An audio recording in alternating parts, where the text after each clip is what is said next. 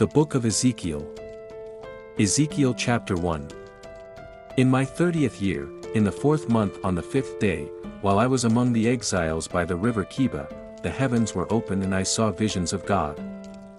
On the 5th of the month, it was the 5th year of the exile of King Jehoiakim. The word of the Lord came to Ezekiel the priest, the son of Uzai, by the river Keba in the land of the Babylonians. There the hand of the Lord was on him. I looked and I saw a violent storm coming out of the north. An immense cloud with flashing lightning and surrounded by brilliant light. The center of the fire looked like glowing metal, and in the fire was what looked like 4 living creatures. In appearance, their form was human, but each of them had 4 faces and 4 wings.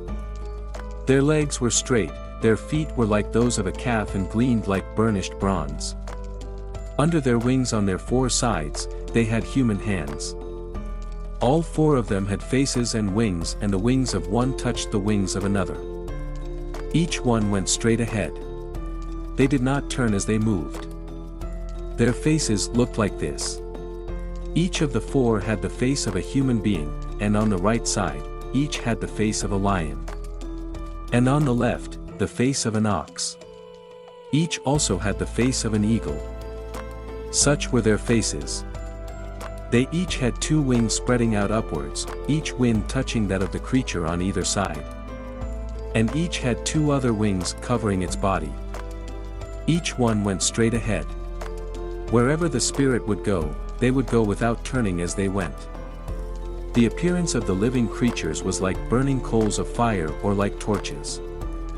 Fire moved back and forth among the creatures. It was bright and lightning flashed out of it. The creatures sped back and forth like flashes of lightning. As I looked at the living creatures, I saw a wheel on the ground beside each creature with its 4 faces. This was the appearance and structure of the wheels. They sparkled like topaz, and all 4 looked alike. Each appeared to be made like a wheel intersecting a wheel. As they moved, they would go in any one of the 4 directions the creatures faced. The wheels did not change direction as the creatures went. Their rims were high and awesome. And all 4 rims were full of eyes all around. When the living creatures moved, the wheels beside them moved, and when the living creatures rose from the ground, the wheels also rose. Wherever the Spirit would go, they would go. And the wheels would rise along with them because the spirit of the living creatures was in the wheels. When the creatures moved, they also moved. When the creatures stood still, they also stood still. And when the creatures rose from the ground, the wheels rose along with them. Because the spirit of the living creatures was in the wheels. Spread out above the heads of the living creatures was what looked like something like a vault sparkling like crystal and awesome. Under the vault, their wings were stretched out one towards the other, and each had 2 wings covering its body. When the creatures moved, I heard the sound of their wings, like the roar of rushing waters. Like the voice of the Almighty, like the tumult of an army. When they stood still, they lowered their wings. Then, there came a voice from above the vault over their heads as they stood with lowered wings. Above the vault, over their heads, was what looked like a throne of lapis lazuli, and high above on the throne was a figure like that of a man. I saw that from what appeared to be his waist up. He looked like glowing metal, as if full of fire, and that from there, down, he looked like fire. And brilliant lights surrounded him, like the appearance of a rainbow in the clouds on a rainy day. So was the radiance around him. This was the appearance of the likeness of the glory of the Lord. When I saw it, I fell face down, and I heard the voice of one speaking. Ezekiel chapter 2. He said to me, Son of man, stand up on your feet, and I will speak to you. As he spoke, the Spirit came into me and raised me to my feet, and I heard him speaking to me. He said, Son of man, I am sending you to the Israelites, to a rebellious nation that has rebelled against me. They and their ancestors have been in revolt against me to this very day. The people to whom I am sending you are obstinate and stubborn. Say to them, this is what the Sovereign Lord says. And whether they listen or fail to listen, for they are a rebellious people, they will know that a prophet has been among them. And you, son of man, do not be afraid of them or their words. Do not be afraid. Though briars and thorns are all around you, and you live among scorpions, do not be afraid of what they say. Or be terrified by them, though they are a rebellious people. You must speak my words to them, whether they listen or fail to listen, for they are rebellious. But you, son of man, listen to what I say to you. Do not rebel like that rebellious people. Open your mouth and eat what I give you. Then I looked, and I saw a hand stretched out to me. In it was a scroll, which he unrolled before me. On both sides of it were written words of lament and mourning and woe. Ezekiel chapter 3. And he said to me, Son of man, eat what is before you. Eat this scroll. Then go and speak to the people of Israel. So I opened my mouth, and he gave me the scroll to eat. Then he said to me, Son of man, eat this scroll I am giving you and fill your stomach with it. So I ate it, and it tasted as sweet as honey in my mouth. He then said to me, Son of man, go now to the people of Israel and speak my words to them. You are not being sent to a people of obscure speech and strange language, but to the people of Israel. Not to many peoples of obscure speech and strange language whose words you cannot understand. Surely, if I had sent you to them, they would have listened to you. But the people of Israel are not willing to listen to you because they are not willing to listen to me. For all the Israelites are hardened and obstinate. But I will make you as unyielding and hardened as they are. I will make your forehead like the hardest stone, harder than flint. Do not be afraid of them or terrified by them, though they are a rebellious people. And he said to me, Son of man, listen carefully and take to heart all the words I speak to you. Go now to your people in exile and speak to them. Say to them, this is what the sovereign Lord says, whether they listen or fail to listen. Then the Spirit lifted me up. And I heard behind me a loud, rumbling sound as the glory of the Lord rose from the place where it was standing. It was the sound of the wings of the living creatures brushing against each other and the sound of the wheels beside them, a loud, rumbling sound. The Spirit then lifted me up and took me away. And I went in bitterness and in the anger of my spirit with the strong hand of the Lord on me. I came to the exiles who lived at Tel Aviv near the river Kibo, and there, where they were living, I sat among them for 7 days, deeply distressed. At the end of 7 days, the word of the Lord came to me, Son of man. I have made your watchmen for the people of Israel. So hear the word I speak and give them warning from me. When I say to a wicked person, you will surely die. And you do not warn them or speak out to dissuade them from their evil ways in order to save their life. That wicked person will die for their sin, and I will hold you accountable for their blood. But if you do warn the wicked person and they do not turn from their wickedness or from their evil ways, they will die for their sin, but you will have saved yourself. Again, when a righteous person turns from their righteousness and does evil and I put a stumbling block before them, they will die. Since you did not warn them, they will die for their sin. The righteous things that person did will not be remembered, and I will hold you accountable for their blood. But if you do warn the righteous person not to sin and they do not sin, they will surely live because they took warning and you will have saved yourself. The hand of the Lord was on me there, and he said to me, Get up and go out to the plain, and there I will speak to you. So I got up and went out to the plain, and the glory of the Lord was standing there. Like the glory I had seen by the river Kiba, and I fell face down. Then the Spirit came into me and raised me to my feet. He spoke to me and said, Go. Shut yourself inside your house. And you, son of man, they will tie with ropes. You will be bound so that you cannot go out among the people. I will make your tongue stick to the roof of your mouth so that you will be silent and unable to rebuke them, for they are a rebellious people. But when I speak to you, I will open your mouth, and you shall say to them, This is what the sovereign Lord says. Whoever will listen, let them listen, and whoever will refuse, let them refuse, for they are a rebellious people. Ezekiel, chapter 4. Now, son of man, take a block of clay, put it in front of you and draw the city of Jerusalem on it. Then lay siege to it. Erect siege works against it, build a ramp up to it, set up camps against it, and put battering rams around it. Then take an iron pan, place it as an iron wall between you and the city and turn your face towards it. It will be under siege, and you shall besiege it. This will be a sign to the people of Israel. Then lie on your left side, and put the sin of the people of Israel upon yourself. You are to bear their sin for the number of days you lie on your side. I have assigned you the same number of days as the years of their sin. So for 390 days, you will bear the sin of the people of Israel. After you have finished this, lie down again, this time on your right side, and bear the sin of the people of Judah. I have assigned you 40 days, a day for each year. Turn your face towards the siege of Jerusalem, and with bare dam, prophesy against her.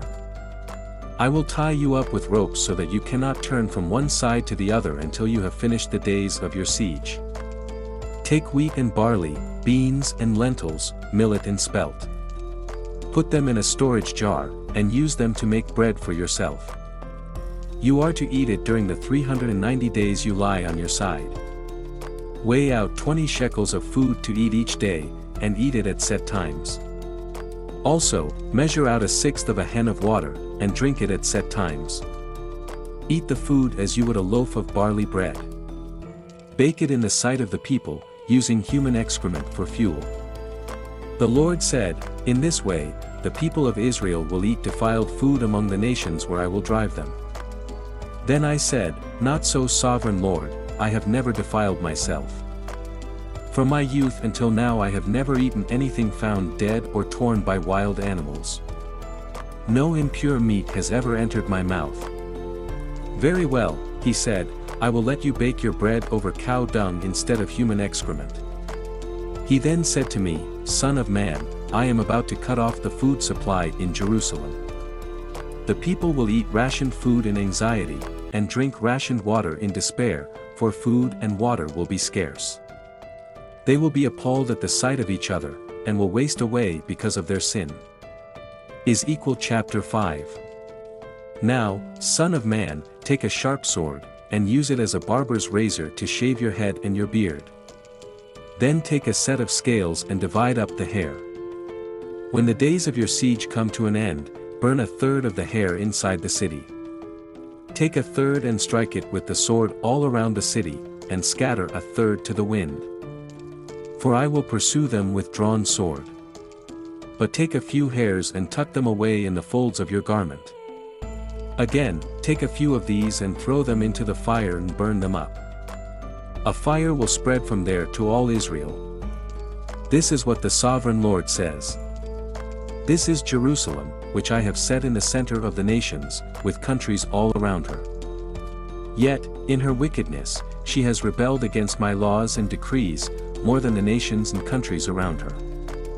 She has rejected my laws, and has not followed my decrees. Therefore, this is what the sovereign Lord says. You have been more unruly than the nations around you, and have not followed my decrees or kept my laws. You have not even conformed to the standards of the nations around you. Therefore, this is what the sovereign Lord says. I, myself, am against you, Jerusalem, and I will inflict punishment on you in the sight of the nations.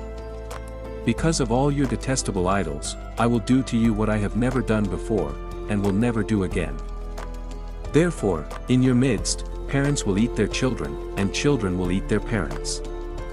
I will inflict punishment on you, and will scatter all your survivors to the winds. Therefore, as surely as I live, declares the sovereign Lord, because you have defiled my sanctuary with all your vile images and detestable practices, I, myself, will shave you. I will not look on you with pity or spare you. 1/3 of your people will die of the plague or perish by famine inside you. 1/3 will fall by the sword outside your walls, and a third I will scatter to the winds and pursue, with drawn sword.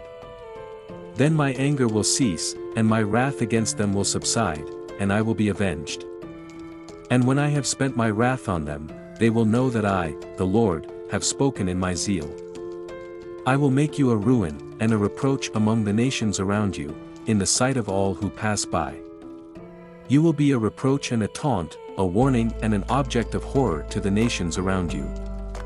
When I inflict punishment on you in anger, and in wrath, and with stinging rebuke. I, the Lord, have spoken. When I shoot at you with my deadly and destructive arrows of famine, I will shoot to destroy you. I will bring more and more famine upon you, and cut off your supply of food. I will send famine and wild beasts against you, and they will leave you childless. Plague and bloodshed will sweep through you, and I will bring the sword against you. I, the Lord, have spoken. Ezekiel chapter 6. The word of the Lord came to me, Son of man. Set your face against the mountains of Israel. Prophesy against them and say, You mountains of Israel, hear the word of the sovereign Lord. This is what the sovereign Lord says to the mountains and hills, to the ravines and valleys. I am about to bring a sword against you, and I will destroy your high places. Your altars will be demolished, and your incense altars will be smashed. And I will slay your people in front of your idols. I will lay the dead bodies of the Israelites in front of their idols. And I will scatter your bones around your altars, wherever you live the towns will be laid waste. And the high places demolished, so that your altars will be laid waste and devastated. Your idols smashed and ruined, your incense altars broken down, and what you have made wiped out. Your people will fall slain among you, and you will know that I am the Lord. But I will spare some. For some of you will escape the sword when you are scattered among the lands and nations. Then in the nations where they have been carried captive, those who escape will remember me. How I have been grieved by their adulterous hearts, which have turned away from me. And by their eyes which have lusted after their idols. They will loathe themselves for the evil they have done, and for all their detestable practices. And they will know that I am the Lord. I did not threaten in vain to bring this calamity on them. This is what the sovereign Lord says. Strike your hands together and stamp your feet and cry out, Alas! Because of all the wicked and detestable practices of the people of Israel, for they will fall by the sword, famine, and plague. One who is far away will die of the plague, and one who is near will fall by the sword. And anyone who survives and is spared will die of famine. So will I pour out my wrath on them. And they will know that I am the Lord when their people lie slain among their idols around their altars.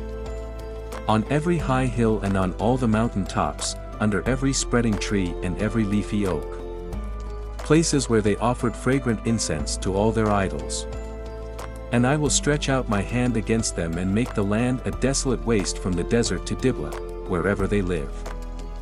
Then they will know that I am the Lord. Ezekiel chapter 7. The word of the Lord came to me. Son of man, this is what the sovereign Lord says to the land of Israel. The end has come upon the four corners of the land. The end is now upon you, and I will unleash my anger against you. I will judge you according to your conduct and repay you for all your detestable practices. I will not look on you with pity. I will not spare you. I will surely repay you for your conduct and for the detestable practices among you. Then you will know that I am the Lord. This is what the sovereign Lord says. Disaster. Unheard of. Disaster. See, it comes. The end has come. The end has come. It has roused itself against you. See, it comes. Doom has come upon you who dwell in the land. The time has come. The day is near. There is panic, not joy, on the mountains. I am about to pour out my wrath on you and spend my anger against you. I will judge you according to your conduct and repay you for all your detestable practices. I will not look on you with pity. I will not spare you. I will repay you for your conduct and for the detestable practices among you. Then you will know that it is I, the Lord, who strikes you. See, the day. See, it comes. Doom has burst forth. The rod has budded. Arrogance has blossomed. Violence has arisen. A rod to punish the wicked. None of the people will be left. None of that crowd. None of their wealth. Nothing of value. The time has come. The day has arrived. Let not the buyer rejoice, nor the seller grieve, for my wrath is on the whole crowd. The seller will not recover the property that was sold, as long as both buyer and seller live. For the vision concerning the whole crowd will not be reversed. Because of their sins, not one of them will preserve their life. They have blown the trumpet. They have made all things ready. But no one will go into battle, for my wrath is on the whole crowd. Outside is the sword. Inside, a plague and famine. Those in the country will die by the sword. Those in the city will be devoured by famine and plague. The fugitives who escape will flee to the mountains, like doves of the valleys they will all moan each for their own sins. Every hand will go limp.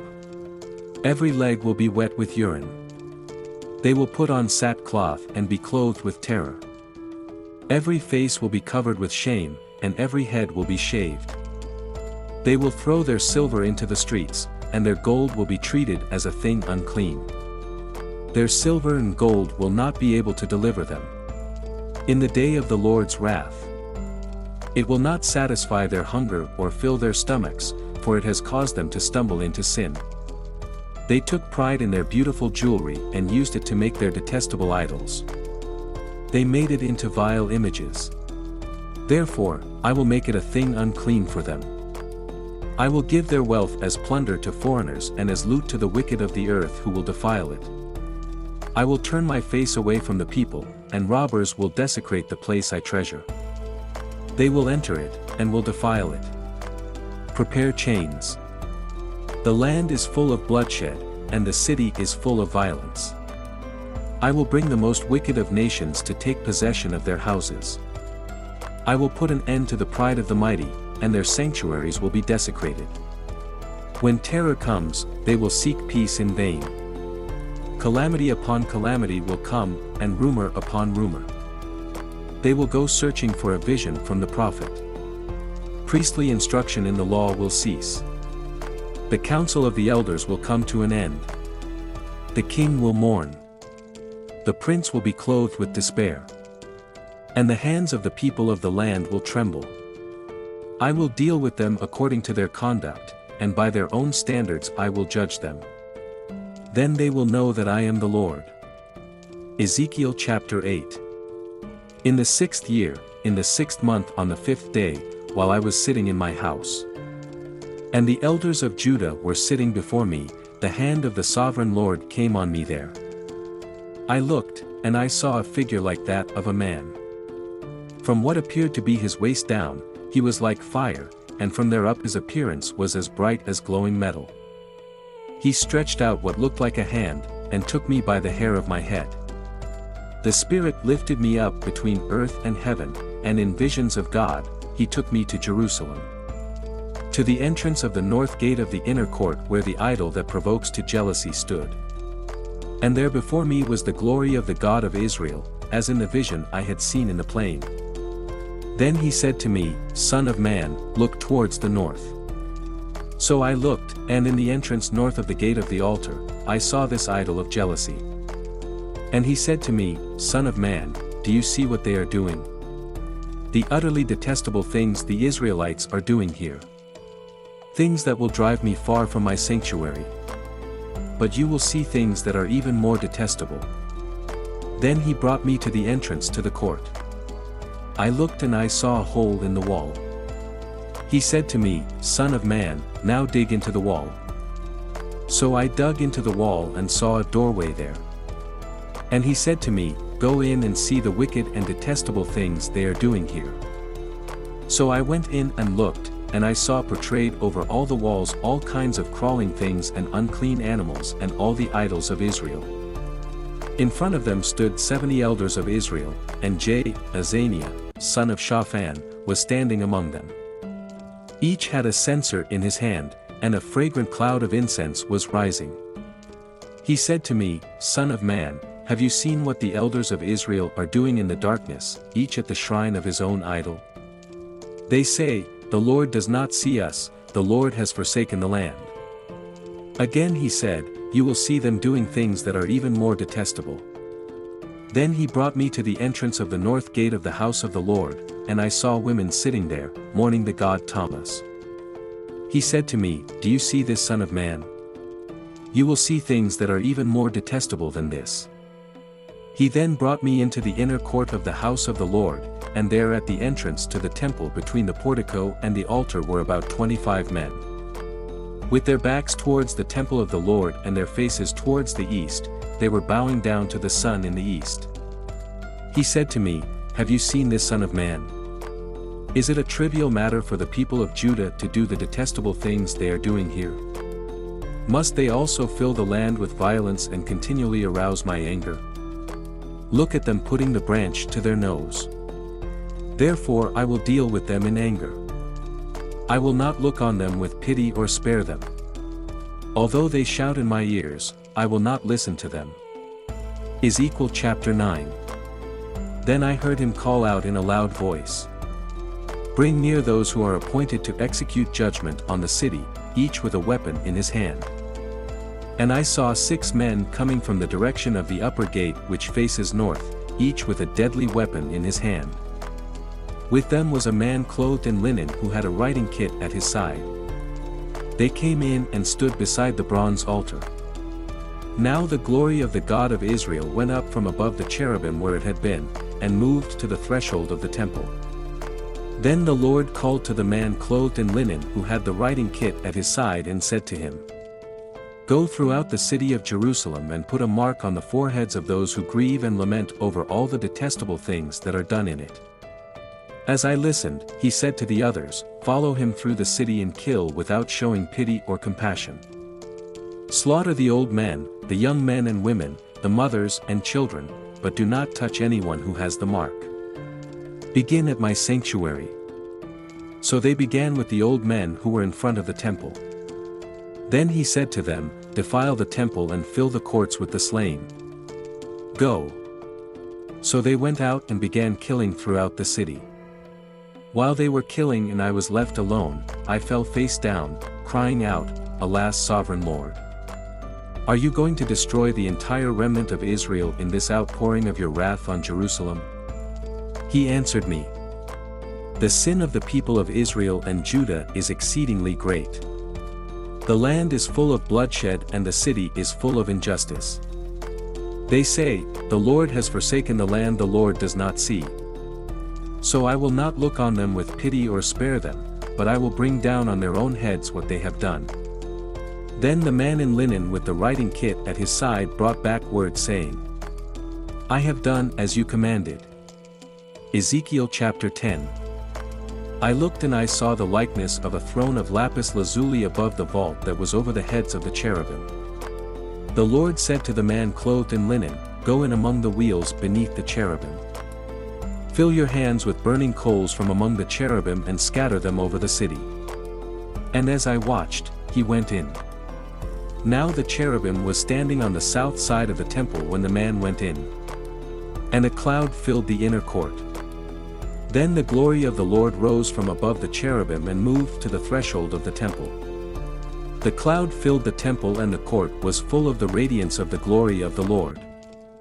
The sound of the wings of the cherubim could be heard as far away as the outer court. Like the voice of God Almighty when he speaks. When the Lord commanded the man in linen, "Take fire from among the wheels and from among the cherubim." The man went in and stood beside the wheel. Then one of the cherubim reached out his hand to the fire that was among them. He took up some of it and put it into the hands of the man in linen who took it and went out. Under the wings of the cherubim could be seen what looked like human hands. I looked and I saw beside the cherubim 4 wheels, one beside each of the cherubim. The wheels sparkled like topaz. As for their appearance, the 4 of them looked alike. Each was like a wheel intersecting a wheel. As they moved, they would go in any one of the 4 directions the cherubim faced. The wheels did not turn about as the cherubim went. The cherubim went in whatever direction the head faced without turning as they went. Their entire bodies, including their backs, their hands, and their wings, were completely full of eyes. As were their 4 wheels. I heard the wheels being called the whirling wheels. Each of the cherubim had 4 faces. One face was that of a cherub. The second, the face of a human being. The third, the face of a lion. And the fourth, the face of an eagle. Then, the cherubim rose upward. These were the living creatures I had seen by the river Kiba. When the cherubim moved, the wheels beside them moved. And when the cherubim spread their wings to rise from the ground, the wheels did not leave their side. When the cherubim stood still, they also stood still. And when the cherubim rose, they rose with them because the spirit of the living creatures was in them. Then the glory of the Lord departed from over the threshold of the temple and stopped above the cherubim. While I watched, the cherubim spread their wings and rose from the ground. And as they went, the wheels went with them. They stopped at the entrance of the east gate of the Lord's house. And the glory of the God of Israel was above them. These were the living creatures I had seen beneath the God of Israel by the river Kiba. And I realized that they were cherubim. Each had 4 faces and 4 wings. And under their wings was what looked like human hands. Their faces had the same appearance as those I had seen by the river Kiba. Each one went straight ahead. Ezekiel, chapter 11. Then the Spirit lifted me up and brought me to the gate of the house of the Lord that faces east. There, at the entrance of the gate, were 25 men. And I saw among them Jaazaniah son of Azar and Pelatiah son of Benaiah, leaders of the people. The Lord said to me, Son of man, these are the men who were plotting evil and giving wicked advice in this city. They say, haven't our houses been recently rebuilt? This city is a pot, and we are the meat in it. Therefore, prophesy against them, prophesy Son of man. Then the Spirit of the Lord came on me, and he told me to say, This is what the Lord says. This is what you are saying, you leaders of Israel, but I know what is going through your mind. You have killed many people in this city and filled its streets with the dead. Therefore, this is what the sovereign Lord says. The bodies you have thrown there are the meat, and this city is the pot, but I will drive you out of it. You fear the sword, and the sword is what I will bring against you, declares the sovereign Lord. I will drive you out of the city and deliver you into the hands of foreigners and inflict punishment on you. You will fall by the sword, and I will execute judgment on you at the borders of Israel. Then you will know that I am the Lord. This city will not be a pot for you, nor will you be the meat in it. I will execute judgment on you at the borders of Israel, and you will know that I am the Lord. For you have not followed my decrees or kept my laws, but have conformed to the standards of the nations around you. Now, as I was prophesying, Pelatiah son of Benaiah died. Then I fell face down and cried out in a loud voice. Alas, sovereign Lord, will you completely destroy the remnant of Israel? The word of the Lord came to me. Son of man, the people of Jerusalem have said of your fellow exiles and all the other Israelites. They are far away from the Lord. This land was given to us as our possession. Therefore say, this is what the sovereign Lord says. Although I sent them far away among the nations and scattered them among the countries. Yet for a little while I have been a sanctuary for them in the countries where they have gone. Therefore say, this is what the sovereign Lord says. I will gather you from the nations and bring you back from the countries where you have been scattered. And I will give you back the land of Israel again. They will return to it and remove all its vile images and detestable idols. I will give them an undivided heart and put a new spirit in them. I will remove from them their heart of stone and give them a heart of flesh. Then they will follow my decrees and be careful to keep my laws. They will be my people and I will be their God. But as for those whose hearts are devoted to their vile images and detestable idols, I will bring down on their heads what they have done to clear the sovereign Lord. Then the cherubim with the wheels beside them spread their wings. And the glory of the God of Israel was above them. The glory of the Lord went up from within the city and stopped above the mountain east of it. The Spirit lifted me up and brought me to the exiles in Babylonia in the vision given by the Spirit of God. Then the vision I had seen went up from me and I told the exiles everything the Lord had shown me. Ezekiel 12, the word of the Lord came to me, Son of man, you are living among a rebellious people. They have eyes to see, but do not see, and ears to hear, but do not hear, for they are a rebellious people. Therefore, Son of man, pack your belongings for exile and in the daytime, as they watch, set out and go from where you are to another place. Perhaps they will understand, though they are a rebellious people. During the daytime, while they watch, bring out your belongings packed for exile. Then in the evening, while they are watching, go out like those who go into exile.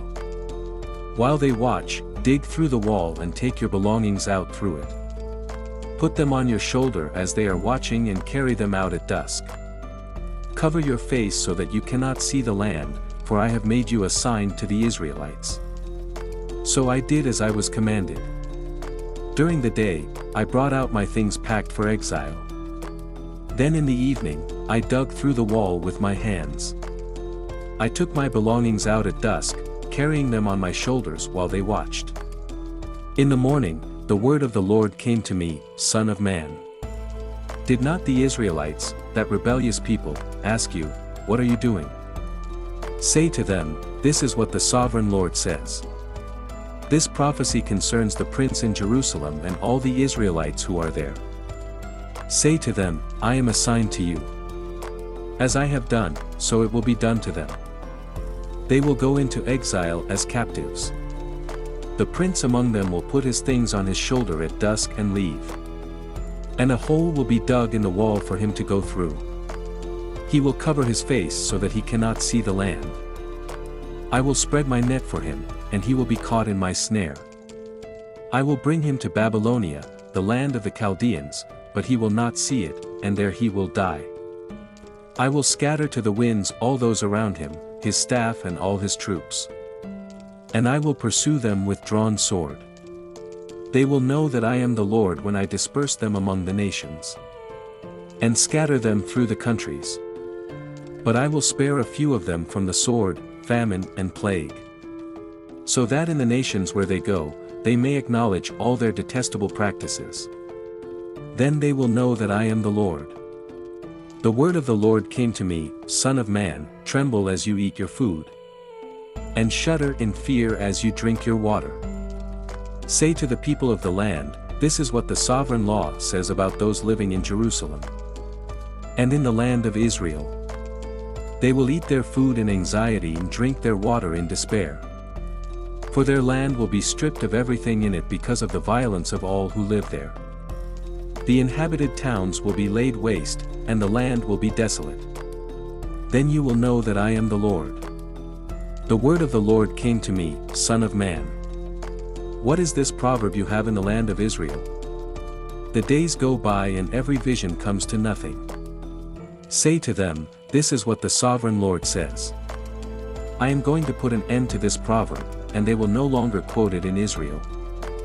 Say to them, the days are near when every vision will be fulfilled. For there will be no more false visions or flattering divinations among the people of Israel. But either Lord will speak what I will, and it shall be fulfilled without delay. For in your days, you rebellious people, I will fulfill whatever I say, declares the sovereign Lord. The word of the Lord came to me, Son of man. The Israelites are saying, the vision he sees is for many years from now, and he prophesies about the distant future. Therefore say to them, this is what the sovereign Lord says. None of my words will be delayed any longer. Whatever I say will be fulfilled, declares the sovereign Lord. Ezekiel 13. The word of the Lord came to me, Son of man. Prophesy against the prophets of Israel who are now prophesying. Say to those who prophesy out of their own imagination. Hear the word of the Lord. This is what the sovereign Lord says. Woe to the foolish prophets who follow their own spirit and have seen nothing. Your prophets Israel are like jackals among ruins. You have not gone up to the breaches in the wall to repair it for the people of Israel, so that it will stand firm in the battle on the day of the Lord. Their visions are false, and their divinations are lie. Even though the Lord has not sent them, they say the Lord declares, and expect him to fulfill their words. Have you not seen false visions and uttered lying divinations when you say, the Lord declares, though I have not spoken? Therefore this is what the sovereign Lord says. Because of your false words and lying visions, I am against you, declares the sovereign Lord. My hand will be against the prophets who see false visions and utter lying divinations. They will not belong to the council of my people or be listed in the records of Israel, nor will they enter the land of Israel. Then you will know that I am the sovereign Lord. Because they lead my people astray saying, peace, when there is no peace. And because when a flimsy wall is built, they cover it with whitewash. Therefore tell those who cover it with whitewash that it is going to fall. Rain will come in torrents, and I will send hailstones hurtling down, and violent winds will burst forth. When the wall collapses, will people not ask you, where is the whitewash you covered it with? Therefore this is what the sovereign Lord says. In my wrath I will unleash a violent wind, and in my anger, hailstones and torrents of rain will fall with destructive fury. I will tear down the wall you have covered with whitewash, and will level it to the ground, so that its foundation will be laid bare. When it falls, you will be destroyed in it, and you will know that I am the Lord. So I will pour out my wrath against the wall, and against those who covered it with whitewash. I will say to you, the wall is gone, and so are those who whitewashed it. Those prophets of Israel who prophesied to Jerusalem, and saw visions of peace for her, when there was no peace, declares the sovereign Lord. Now, Son of man, set your face against the daughters of your people, who prophesy out of their own imagination. Prophesy against them, and say, this is what the sovereign Lord says. Woe to the women who sew magic charms on all their wrists, and make veils of various lengths for their heads, in order to ensnare people. Will you ensnare the lives of my people, for preserve your own? You have profaned me among my people. For a few handfuls of barley and scraps of bread. By lying to my people, who listen to lies. You have killed those who should not have died, and have spared those who should not live. Therefore, this is what the sovereign Lord says. I am against your magic charms, with which you ensnare people like birds, and I will tear them from your arms. I will set free the people that you ensnare like birds. I will tear off your veils and save my people from your hands, and they will no longer fall prey to your power. Then you will know that I am the Lord. Because you disheartened the righteous with your lies, when I had brought them no grief, and because you encouraged the wicked not to turn from their evil ways, to save their lives. Therefore, you will no longer see false visions or practice divination. I will save my people from your hands, and then you will know that I am the Lord. Ezekiel, chapter 14. Some of the elders of Israel came to me and sat down in front of me. Then the word of the Lord came to me. I am the Son of man. These men have set up idols in their hearts, and put wicked stumbling blocks before their faces. Should I let them inquire of me at all? Therefore speak to them and tell them. This is what the sovereign Lord says. When any of the Israelites set up idols in their hearts, and put a wicked stumbling block before their faces, and then go to a prophet, I will answer them myself in keeping with their great idolatry. I will do this to recapture the hearts of the people of Israel, who have all deserted me for their idols. Therefore say to the people of Israel, this is what the sovereign Lord says. Repent. Turn from your idols, and renounce all your detestable practices.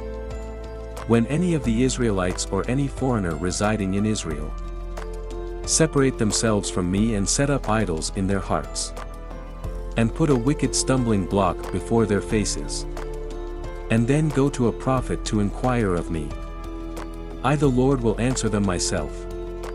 I will set my face against them and make them an example and a byword. I will remove them from my people. Then you will know that I am the Lord. And if the prophet is enticed to utter prophecy, I the Lord have enticed that prophet. And I will stretch out my hand against him, and destroy him from among my people Israel. They will bear their guilt. The prophet will be as guilty as the one who consults him. Then the people of Israel will no longer stray from me, nor will they defile themselves any more with all their sins. They will be my people, and I will be their God, declares the sovereign Lord. The word of the Lord came to me.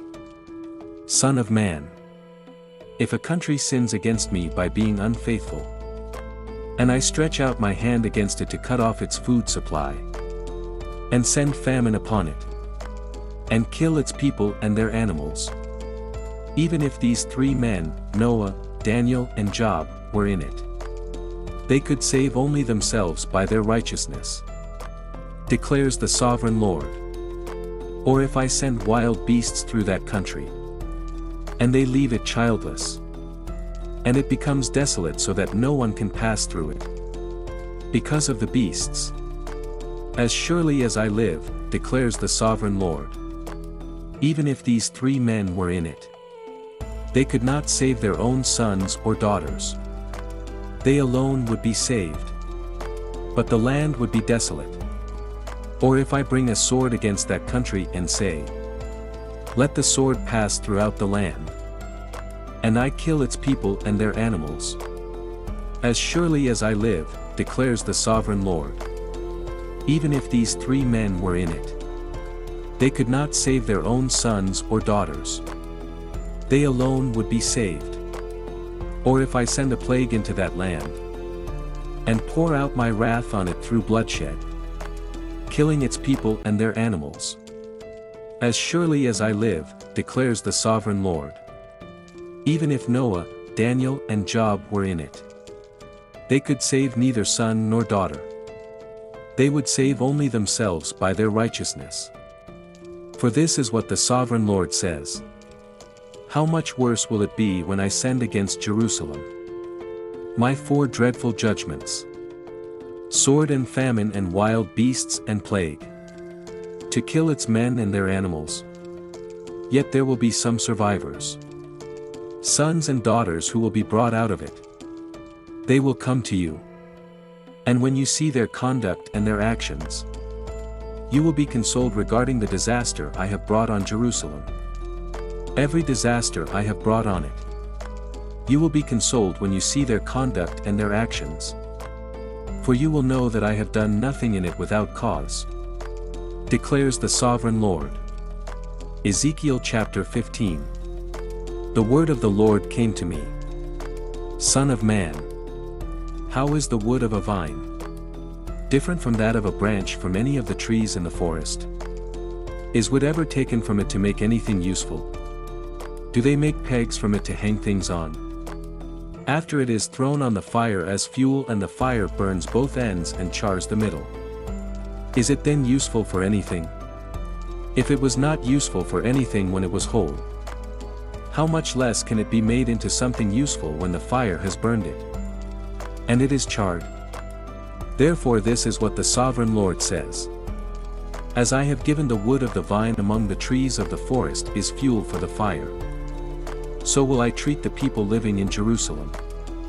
I will set my face against them. Although they have come out of the fire will yet consume them. And when I set my face against them, you will know that I am the Lord. I will make the land desolate because they have been unfaithful, declares the sovereign Lord. Ezekiel chapter 16. The word of the Lord came to me. Son of man, confront Jerusalem with her detestable practices and say, this is what the sovereign Lord says to Jerusalem. Your ancestry and birth were in the land of the Canaanites. Your father was an Amorite and your mother a Hittite. On the day you were born your cord was not cut, nor were you washed with water to make you clean, nor were you rubbed with salt or wrapped in cloths. No one looked on you with pity or had compassion enough to do any of these things for you. Rather, you were thrown out into the open field. For on the day you were born, you were despised. Then I passed by and saw you kicking about in your blood. And as you lay there in your blood I said to you, live, I made you grow like a plant of the field. You grew and developed and entered puberty. Your breasts had formed and your hair had grown. Yet you were stark naked. Later I passed by. And when I looked at you and saw that you were old enough for love, I spread the corner of my garment over you and covered your naked body. I gave you my solemn oath and entered into a covenant with you, declares the sovereign Lord. And you became mine. I bathed you with water and washed the blood from you, and put ointments on you. I clothed you with an embroidered dress and put sandals of fine leather on you. I dressed you in fine linen and covered you with costly garments. I adorned you with jewelry. I put bracelets on your arms and necklace around your neck. And I put a ring on your nose, earrings on your ears, and a beautiful crown on your head. So you were adorned with gold and silver. Your clothes were a fine linen and costly fabric and embroidered cloth. Your food was honey, olive oil, and the finest flour. You became very beautiful and rose to be a queen. And your fame spread among the nations on account of your beauty. Because the splendor I had given you made your beauty perfect, declares the sovereign Lord. But you trusted in your beauty and used your fame to become a prostitute. You lavished your favors on anyone who passed by. And your beauty became his. You took some of your garments to make gaudy, high places. And you carried on your prostitution. You went to him and he possessed your beauty. You also took the fine jewelry I gave you, the jewelry made of my gold and silver. And you made for yourself male idols, and engaged in prostitution with them. And you took your embroidered clothes to put on them. And you offered my oil and incense before them. Also, the food I provided for you, the flour, olive oil, and honey I gave you to eat, you offered as fragrant incense before them. That is what happened, declares the sovereign Lord. And you took your sons and daughters whom you bought to me, and sacrificed them as food to the idols. Was your prostitution not enough? You slaughtered my children and sacrificed them to the idols. In all your detestable practices and your prostitution, you did not remember the days of your youth, when you were naked and bare, kicking about in your blood. Woe! Woe to you, declares the sovereign Lord. In addition to all your other wickedness, you built a mound for yourself, and made a lofty shrine in every public square. At every street corner, you built your lofty shrines, and degraded your beauty, spreading your legs, with increasing promiscuity to anyone who passed by. You engaged in prostitution with the Egyptians, your neighbors with large genitals, and aroused my anger with your increasing promiscuity. So I stretched out my hand against you and reduced your territory. I gave you over to the greed of your enemies, the daughters of the Philistines, who were shocked by your lewd conduct. You engaged in prostitution with the Assyrians too, because you were insatiable. And even after that, you still were not satisfied. Then you increased your promiscuity to include Babylonia, a land of merchants. But even with this, you were not satisfied. I am filled with fury against you, declares the sovereign Lord. When you do all these things, acting like a brazen prostitute, when you built your mounds at every street corner, and made your lofty shrines in every public square, you were unlike a prostitute, because you scorned payment. You adulterous wife! You prefer strangers to your own husband. All prostitutes receive gifts, but you give gifts to all your lovers, bribing them to come to you from everywhere for your illicit favors. So in your prostitution, you are the opposite of others. No one runs after you for your favors. You are the very opposite. For you give payment, and none is given to you. Therefore, you prostitute, hear the word of the Lord.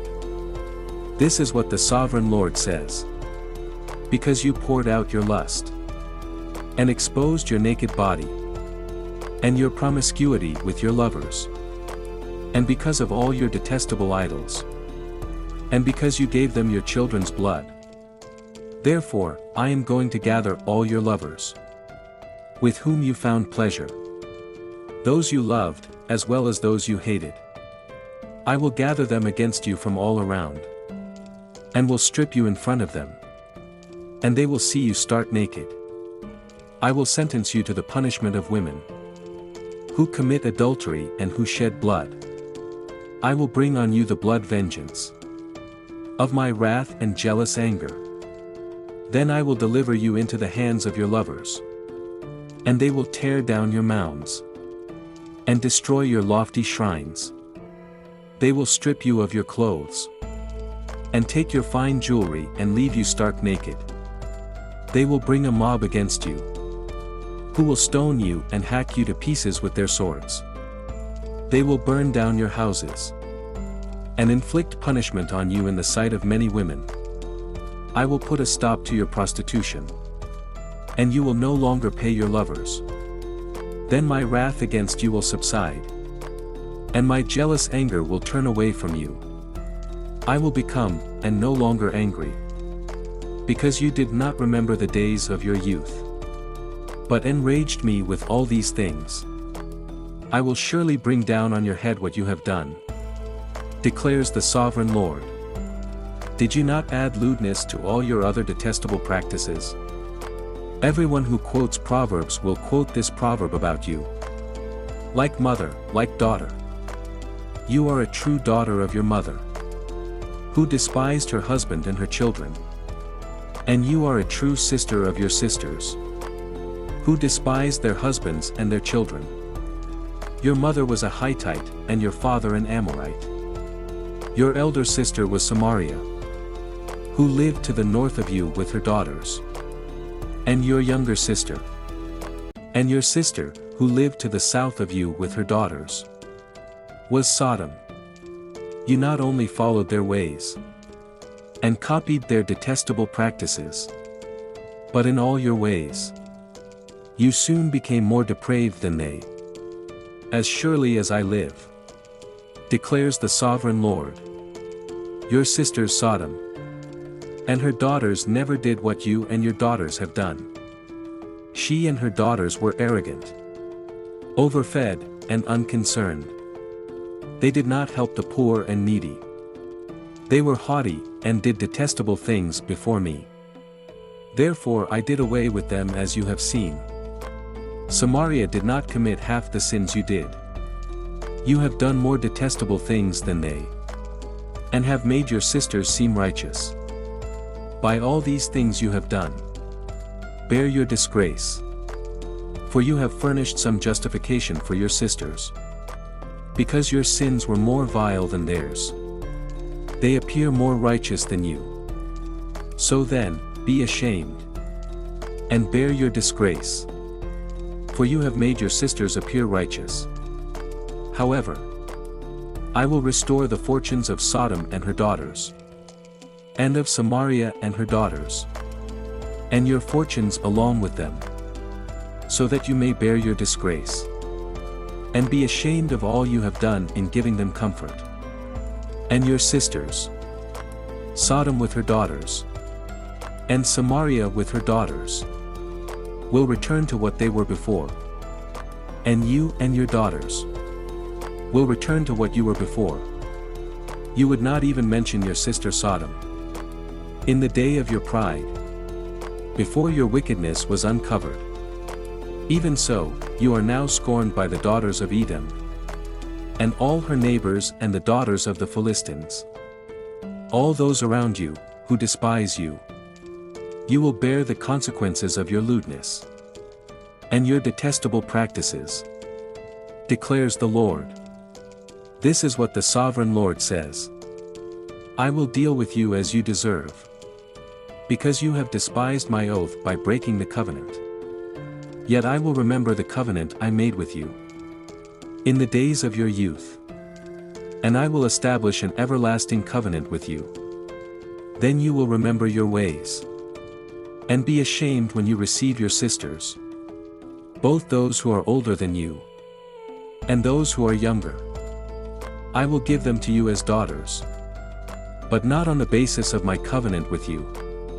So I will establish my covenant with you, and you will know that I am the Lord.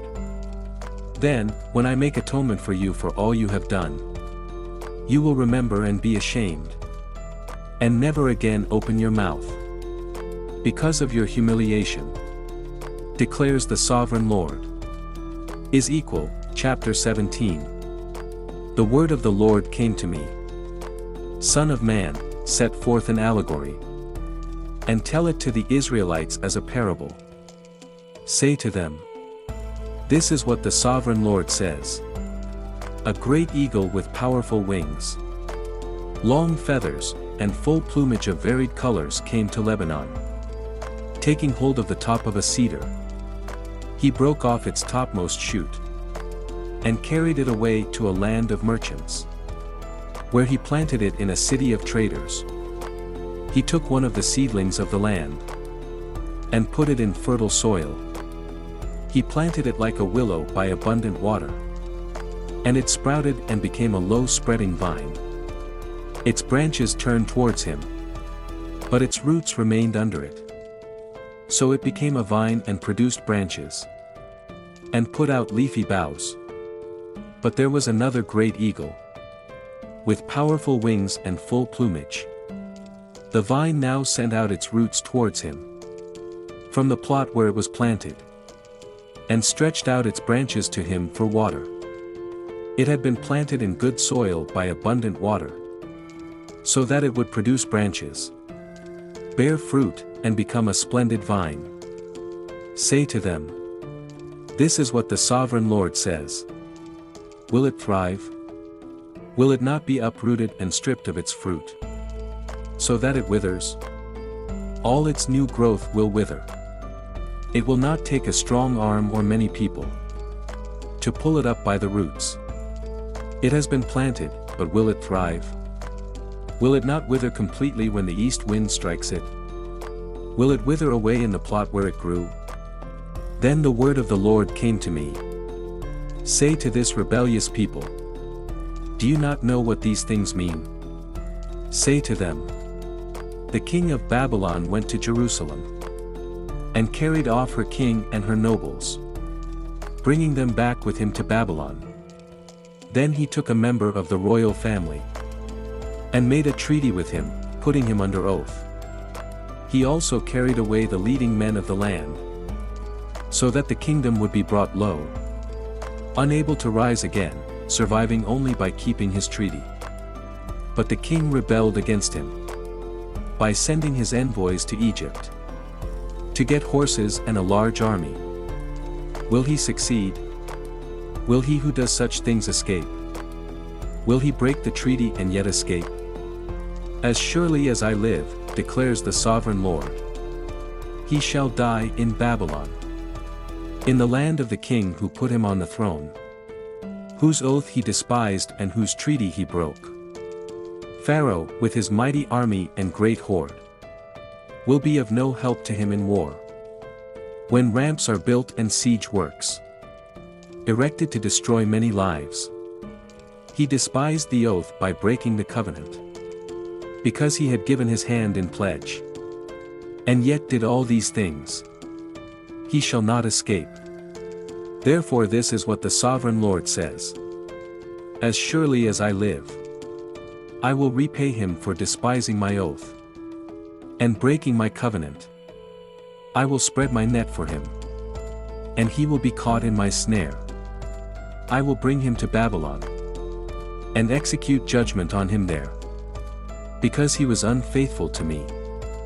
All his choice troops will fall by the sword, and the survivors will be scattered to the winds. Then you will know that I, the Lord, have spoken. This is what the sovereign Lord says: I myself will take a shoot from the very top of a cedar and plant it. I will break off a tender sprig from its topmost shoots, and plant it on a high and lofty mountain. On the mountain heights of Israel I will plant it, and it will produce branches, and bear fruit and become a splendid cedar. Birds of every kind will nest in it. They will find shelter in the shade of its branches.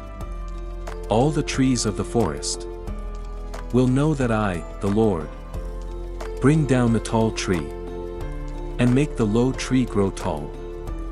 I dry up the green tree, and make the dry tree flourish. I, the Lord, have spoken, and I will do it. Ezekiel chapter 18. The word of the Lord came to me. What do you people mean by quoting this proverb about the land of Israel? The parents eat sour grapes, and the children's teeth are set on edge. As surely as I live, declares the sovereign Lord, you will no longer quote this proverb in Israel. For everyone belongs to me, the parent as well as the child. Both alike belong to me. The one who sins is the one who will die.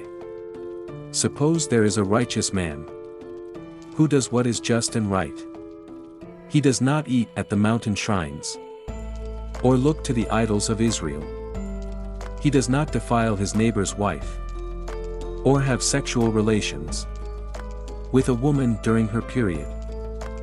He does not oppress anyone, but returns what he took in pledge for a loan. He does not commit robbery, but gives his food to the hungry, and provides clothing for the naked.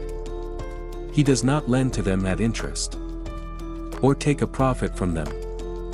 He withholds his hand from doing wrong, and judges fairly between two parties. He follows my decrees, and faithfully keeps my laws. That man is righteous. He will surely live, declares the sovereign Lord. Suppose he has a violent son, who sheds blood, or does any of these other things. Though the father has done none of them. He eats at the mountain shrines. He defiles his neighbor's wife. He oppresses the poor and needy. He commits robbery. He does not return what he took in pledge. He looks to the idols. He does detestable things. He lends at interest, and takes a profit. Will such a man live? He will not. Because he has done all these detestable things, he is to be put to death. His blood will be on his own head. But suppose this son has a son who sees all the sins his father commits, and though he sees them, he does not do such things.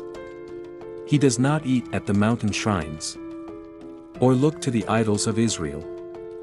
He does not defile his neighbor's wife. He does not oppress anyone, or require a pledge for a loan. He does not commit robbery, but gives his food to the hungry, and provides clothing for the naked. He withholds his hand from ill-treating the poor, and takes no interest or profit from them. He keeps my laws and follows my decrees. He will not die for his father's sin. He will surely live. But his father will die for his own sin, because he practiced extortion, robbed his brother, and did what was wrong among his people. Yet you ask, why does the son not share the guilt of his father? Since the son has done what is just and right, and has been careful to keep all my decrees, he will surely live. The one who sins is the one who will die. The child will not share the guilt of the parent, nor will the parent share the guilt of the child. The righteousness of the righteous will be credited to them, and the wickedness of the wicked will be charged against them. But if a wicked person turns away from all the sins they have committed, and keeps all my decrees, and does what is just and right, that person will surely live.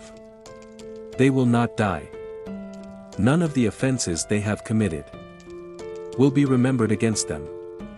Because of the righteous things they have done, they will live.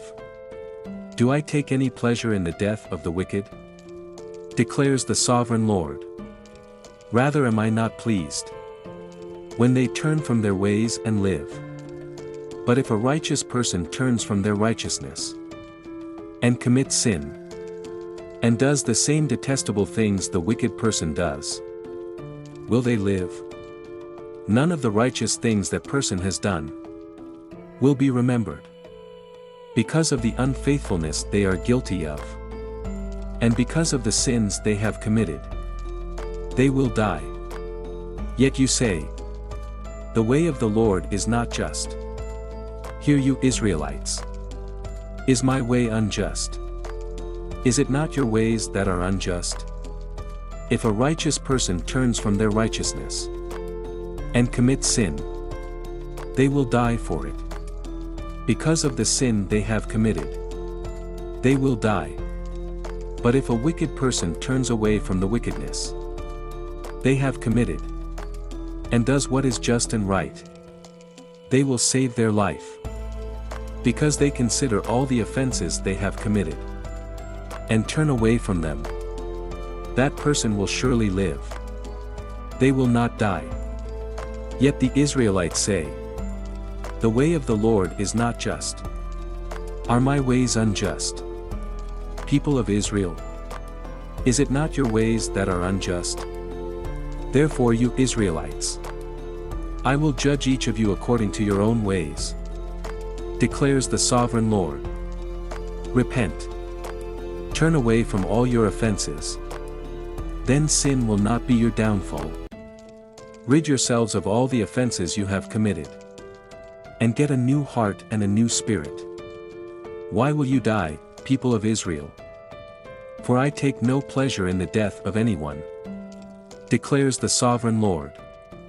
Repent and live. Ezekiel chapter 19. Take up a lament concerning the princes of Israel and say, what a lioness was your mother among the lions! She lay down among them and reared her cubs. She brought up one of her cubs, and he became a strong lion. He learned to tear the prey, and he became a man-eater. The nations heard about him, and he was trapped in their pit. They led him with hooks to the land of Egypt. When she saw her hope unfulfilled, her expectation gone, she took another of her cubs and made him a strong lion. He prowled among the lions, for he was now a strong lion. He learned to tear the prey, and he became a man-eater. He broke down their strongholds and devastated their tongues. The land and all who were in it were terrified by his roaring. Then the nations came against him, those from regions round about. They spread their net for him, and he was trapped in their pit. With hooks, they pulled him into a cage, and brought him to the king of Babylon. They put him in prison. So his roar was heard no longer on the mountains of Israel. Your mother was like a vine in your vineyard, planted by the water. It was fruitful and full of branches because of abundant water. Its branches were strong, fit for a ruler's scepter. It towered high above the thick foliage, conspicuous for its height and for its many branches. It was uprooted in fury and thrown to the ground. The east wind made it shrivel. It was stripped of its fruit. Its strong branches withered and fire consumed them. Now it is planted in the desert, in a dry and thirsty land. Fire spread from one of its main branches, and consumed its fruit. No strong branches left on it, fit for a ruler's scepter. This is a lament, and is to be used as a lament. In the 7th year, in the 5th month on the 10th day, some of the elders of Israel came to inquire of the Lord. And they sat down in front of me. Then the word of the Lord came to me. Son of man, speak to the elders of Israel and say to them, this is what the sovereign Lord says. Have you come to inquire of me? As surely as I live, I will not let you inquire of me, declares the sovereign Lord. Will you judge them? Will you judge them, Son of man? Then confront them with the detestable practices of their ancestors, and say to them, this is what the sovereign Lord says. On the day I chose Israel, I swore with uplifted hand to the descendants of Jacob, and revealed myself to them in Egypt. With uplifted hand I said to them, I am the Lord your God. On that day I swore to them that I would bring them out of Egypt, and into a land I had searched out for them, a land flowing with milk and honey, the most beautiful of all lands. And I said to them, each of you, get rid of the vile images you have set your eyes on, and do not defile yourselves with the idols of Egypt. I am the Lord your God. But they rebelled against me, and would not listen to me. They did not get rid of the vile images they had set their eyes on, nor did they forsake the idols of Egypt. So I said I would pour out my wrath on them, and spend my anger against them in Egypt. But for the sake of my name, I brought them out of Egypt. I did it to keep my name from being profaned in the eyes of the nations, among whom they lived, and in whose sight I had revealed myself to the Israelites. Therefore I led them out of Egypt, and brought them into the wilderness. I gave them my decrees and made known to them my laws, by which the person who obeys them will live. Also, I gave them my Sabbaths as a sign between us, so they would know that I the Lord made them holy. Yet the people of Israel rebelled against me in the wilderness. They did not follow my decrees but rejected my laws, by which the person who obeys them will live. And they utterly desecrated my Sabbaths. So I said I would pour out my wrath on them, and destroy them in the wilderness. But for the sake of my name, I did what would keep it from being profaned in the eyes of the nations, in whose sight I had brought them out. Also, with uplifted hand, I swore to them in the wilderness, that I would not bring them into the land I had given them, a land flowing with milk and honey, the most beautiful of all lands, because they rejected my laws, and did not follow my decrees and desecrated my Sabbaths. For their hearts were devoted to their idols. Yet I looked on them with pity, and did not destroy them, or put an end to them in the wilderness. I said to their children in the wilderness, do not follow the statutes of your parents, or keep their laws or defile yourselves with their idols. I am the Lord your God. Follow my decrees, and be careful to keep my laws. Keep my Sabbaths holy, that they may be a sign between us. Then you will know that I am the Lord your God. But the children rebelled against me. They did not follow my decrees. They were not careful to keep my laws, of which I said the person who obeys them will live by them. And they desecrated my Sabbaths. So I said I would pour out my wrath on them, and spend my anger against them in the wilderness. But I withheld my hand. And for the sake of my name, I did what would keep it from being profaned in the eyes of the nations, in whose sight I had brought them out. Also with uplifted hand, I swore to them in the wilderness, that I would disperse them among the nations, and scatter them through the countries, because they had not obeyed my laws, but had rejected my decrees, and desecrated my Sabbaths. And their eyes lusted after their parents' idols. So I gave them other statutes that were not good, and laws through which they could not live. I defiled them through their gifts, the sacrifice of every firstborn, that I might fill them with horror, so that they would know that I am the Lord. Therefore, Son of man, speak to the people of Israel and say to them, this is what the sovereign Lord says. In this also, your ancestors blasphemed me, by being unfaithful to me. When I brought them into the land I had sworn to give them, and they saw any high hill or any leafy tree, there they offered their sacrifices, made offerings that aroused my anger, presented their fragrant incense, and poured out their drink offerings. Then I said to them, what is this high place you go to? It is called Bamar to this day. Therefore say to the Israelites, this is what the sovereign Lord says.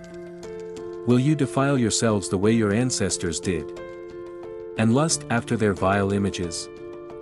When you offer your gifts, the sacrifice of your children in the fire, you continue to defile yourselves with all your idols to this day. I might let you inquire of me, you Israelites.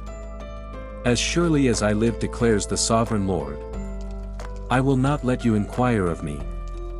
You say, we want to be like the nations, like the peoples of the world, who serve wood and stone.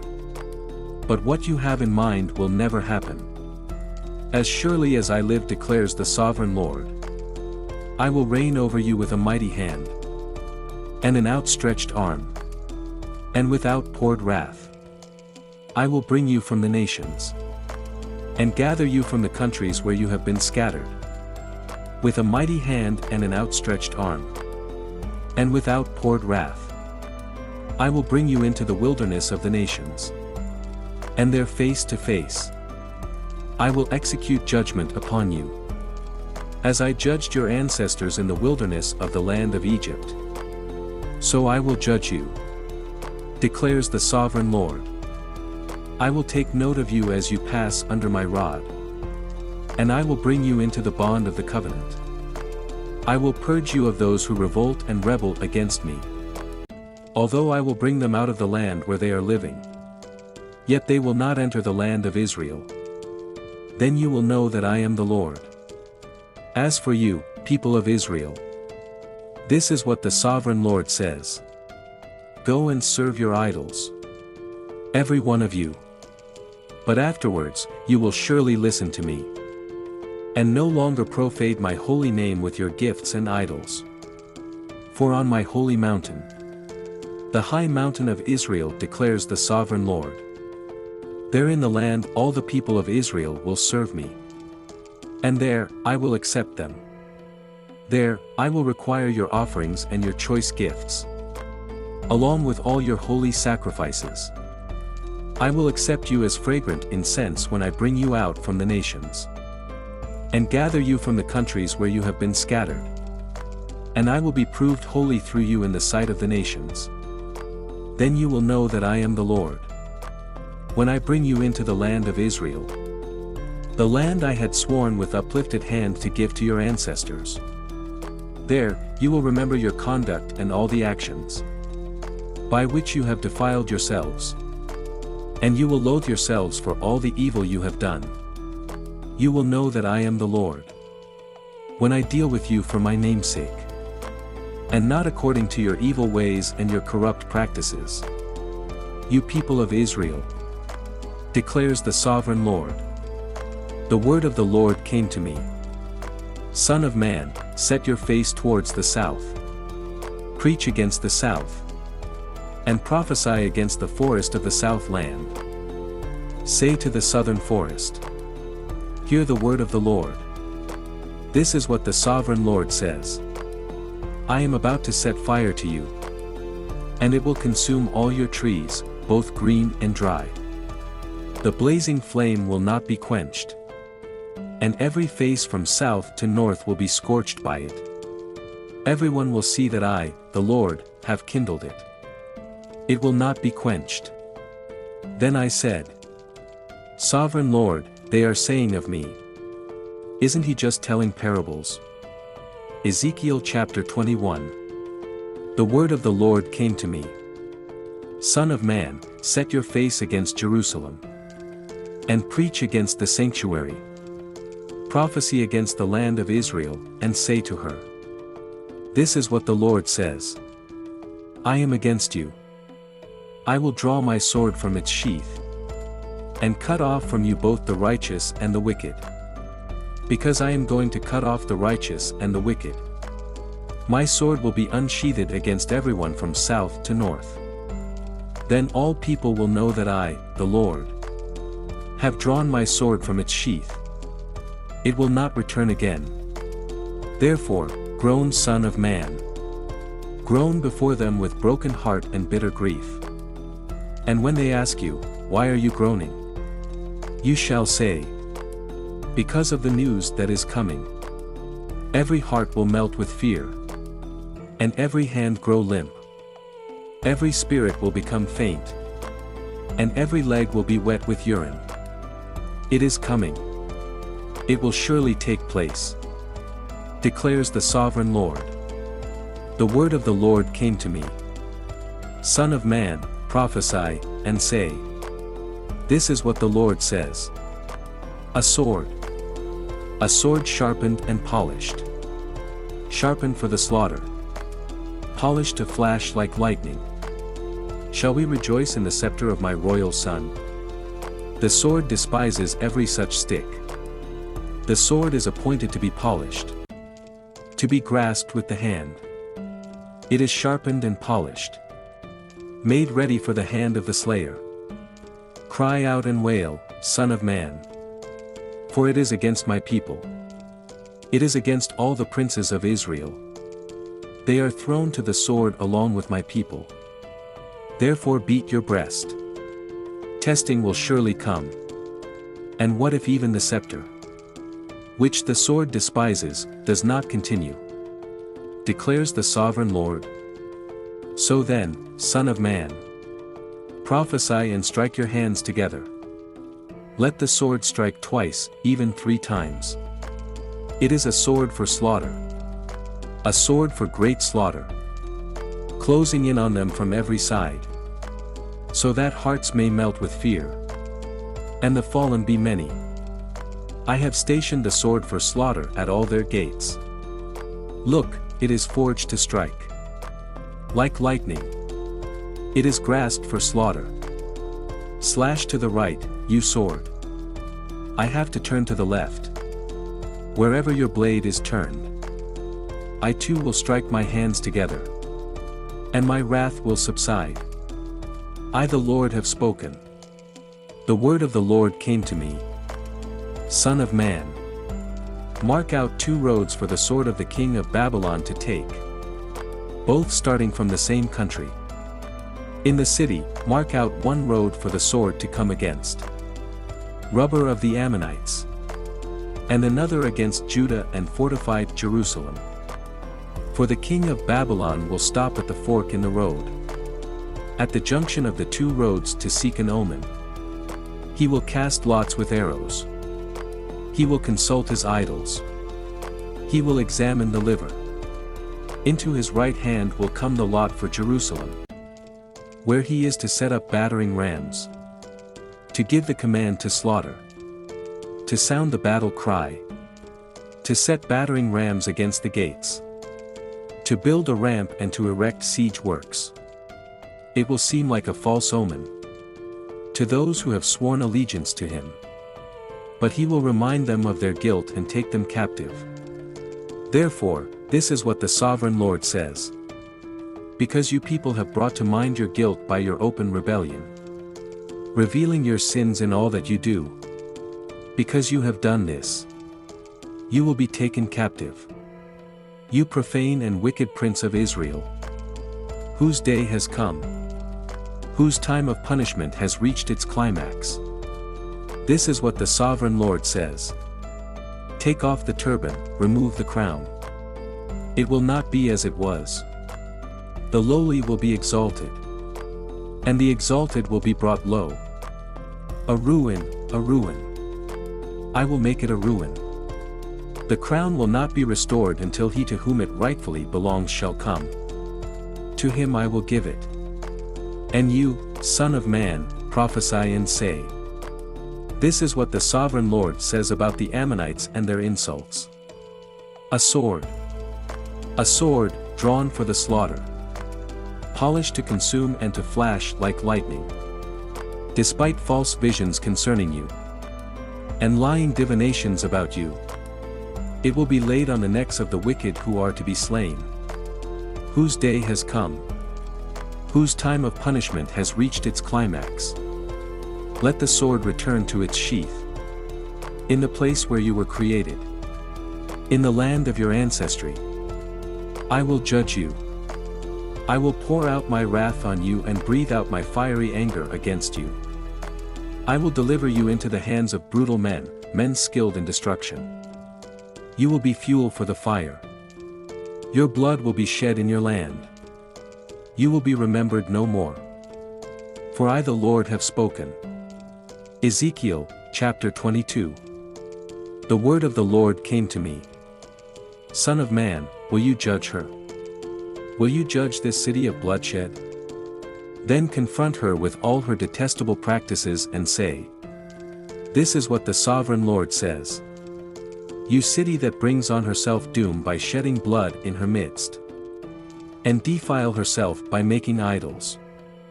You have become guilty because of the blood you have shed, and have become defiled by the idols you have made. You have brought your days to a close and the end of your years has come. Therefore, I will make you an object of scorn to the nations, and a laughing stock to all the countries. Those who are near and those who are far away will mock you. You infamous city, full of turmoil. See how each of the princes of Israel, who are in you, uses his power to shed blood. In you they have treated father and mother with contempt.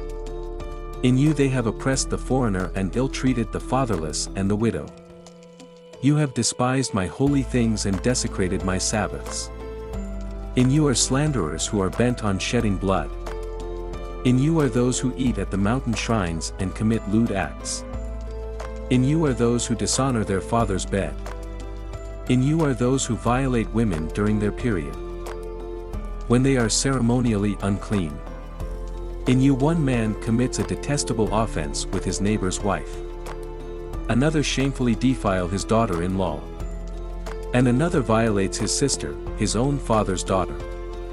In you are people who accept bribes to shed blood. You take interest to make a profit from the poor. You extort unjust gain from your neighbors and you have forgotten me, declares the sovereign Lord. I will surely strike my hands together at the unjust gain you have made, and at the blood you have shed in your midst. Will your courage endure or your hands be strong in the day I deal with you? I the Lord have spoken and I will do it. I will disperse you among the nations and scatter you through the countries. And I will put an end to your uncleanness. When you have been defiled in the eyes of the nations, you will know that I am the Lord. Then the word of the Lord came to me, Son of man. The people of Israel have become dross to me. All of them are the copper, tin, iron and lead left inside a furnace. They are but the dross of silver. Therefore this is what the sovereign Lord says. Because you have all become dross, I will gather you into Jerusalem. As silver, copper, iron, lead and tin are gathered into a furnace, to be melted with a fiery blast.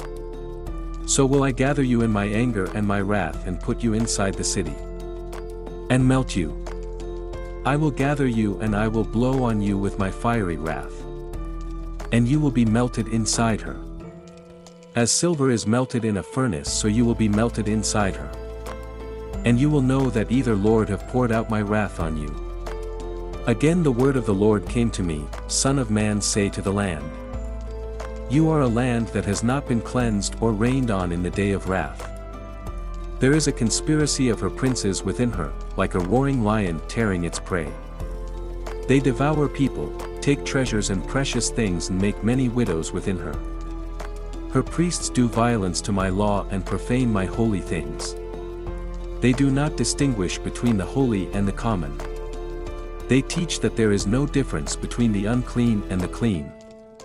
And they shut their eyes to the keeping of my Sabbaths, so that I am profaned among them. Her officials within her are like wolves tearing their prey. They shed blood and kill people to make unjust gain. Her prophets whitewash these deeds for them by false visions and lying divinations. They say, this is what the sovereign Lord says, when the Lord has not spoken. The people of the land practice extortion and commit robbery. They oppress the poor and needy and ill-treat the foreigner, denying them justice. I looked for someone among them who would build up the wall and stand before me in the gap on behalf of the land, so that I would not have to destroy it. But I found no one. So I will pour out my wrath on them and consume them with my fiery anger, bringing down on their own heads all they have done, declares the sovereign Lord. Ezekiel 23. The word of the Lord came to me. Son of man, there were 2 women, daughters of the same mother. They became prostitutes in Egypt, engaging in prostitution from their youth. In that land their breasts were fondled and their virgin bosoms caressed. The elder one was named Ahilah, and her sister was Aholibah. They were mine and gave birth to sons and daughters. Ahilah is Samaria, and Aholibah is Jerusalem. Ahilah engaged in prostitution while she was still mine, and she lusted after her lovers, the Assyrians. Warriors clothed in blue, governors and commanders, all of them handsome young men and mounted horsemen. She gave herself as a prostitute to all the elite of the Assyrians and defiled herself with all the idols of everyone she lusted after.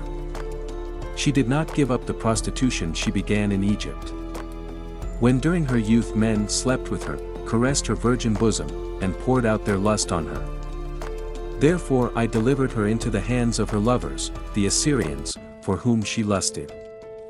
They stripped her naked, took away her sons and daughters and killed her with the sword. She became a byword among women, and punishment was inflicted on her. Her sister Aholibah saw this. Yet in her lust and prostitution she was more depraved than her sister. She too lusted after the Assyrians, governors and commanders, warriors in full dress, mounted horsemen, all handsome young men. I saw that she too defiled herself. Both of them went the same way. But she carried her prostitution still further. She saw men portrayed on a wall. Figures of Chaldeans portrayed in red, with belts round their waists and flowing turbans on their heads. All of them looked like Babylonian chariot officers, natives of Chaldea. As soon as she saw them she lusted after them and sent messengers to them in Chaldea. Then the Babylonians came to her to the bed of love, and in their lust they defiled her. After she had been defiled by them she turned away from them in disgust. When she carried on her prostitution openly and exposed her naked body, I turned away from her in disgust, just as I had turned away from her sister. Yet she became more and more promiscuous, as she recalled the days of her youth when she was a prostitute in Egypt. There she lusted after her lovers whose genitals were like those of donkeys, and whose omission was like that of horses. So you longed for the lewdness of your youth, when in Egypt your bosom was caressed, and your young breasts fondled. Therefore, Olabam. This is what the sovereign Lord says. I will stir up your lovers against you, those you turned away from, in disgust, and I will bring them against you from every side.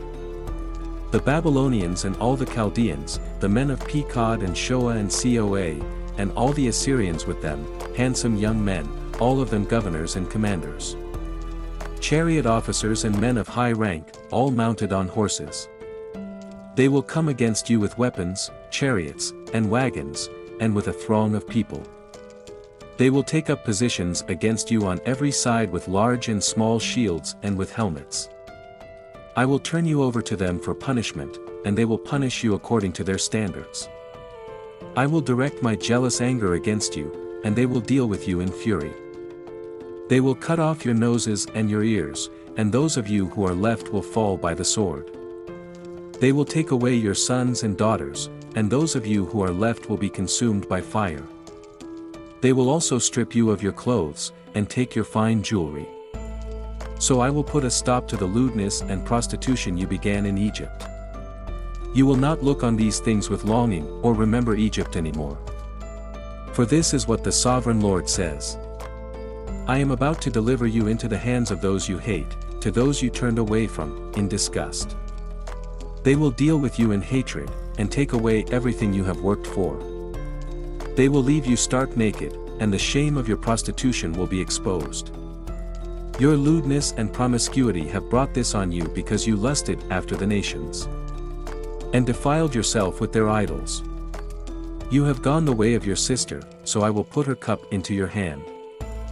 This is what the sovereign Lord says.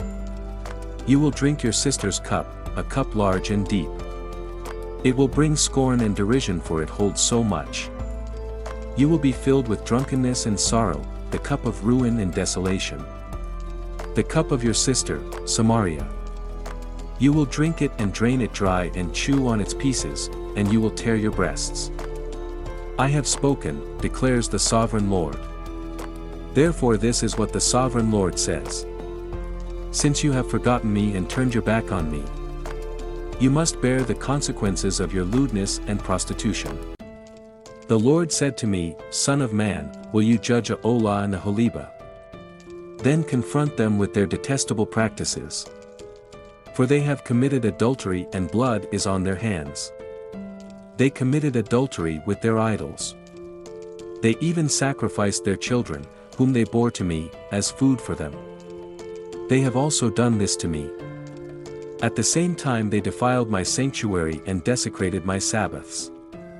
On the very day they sacrificed their children to their idols. They entered my sanctuary and desecrated it. That is what they did in my house. They even sent messengers for men who came from far away.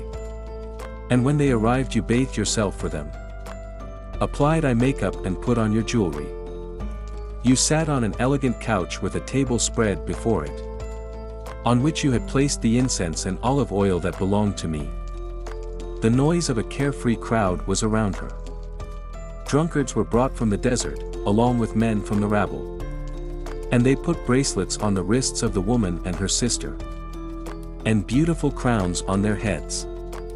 Then I said about the one worn out by adultery, now let them use her as a prostitute, for that is all she is. And they slept with her. As men sleep with a prostitute, so they slept with those lewd women. The Olah and the Oholibah. But righteous judges will sentence them to the punishment of women who commit adultery and shed blood. Because they are adulterous, and blood is on their hands. This is what the sovereign Lord says.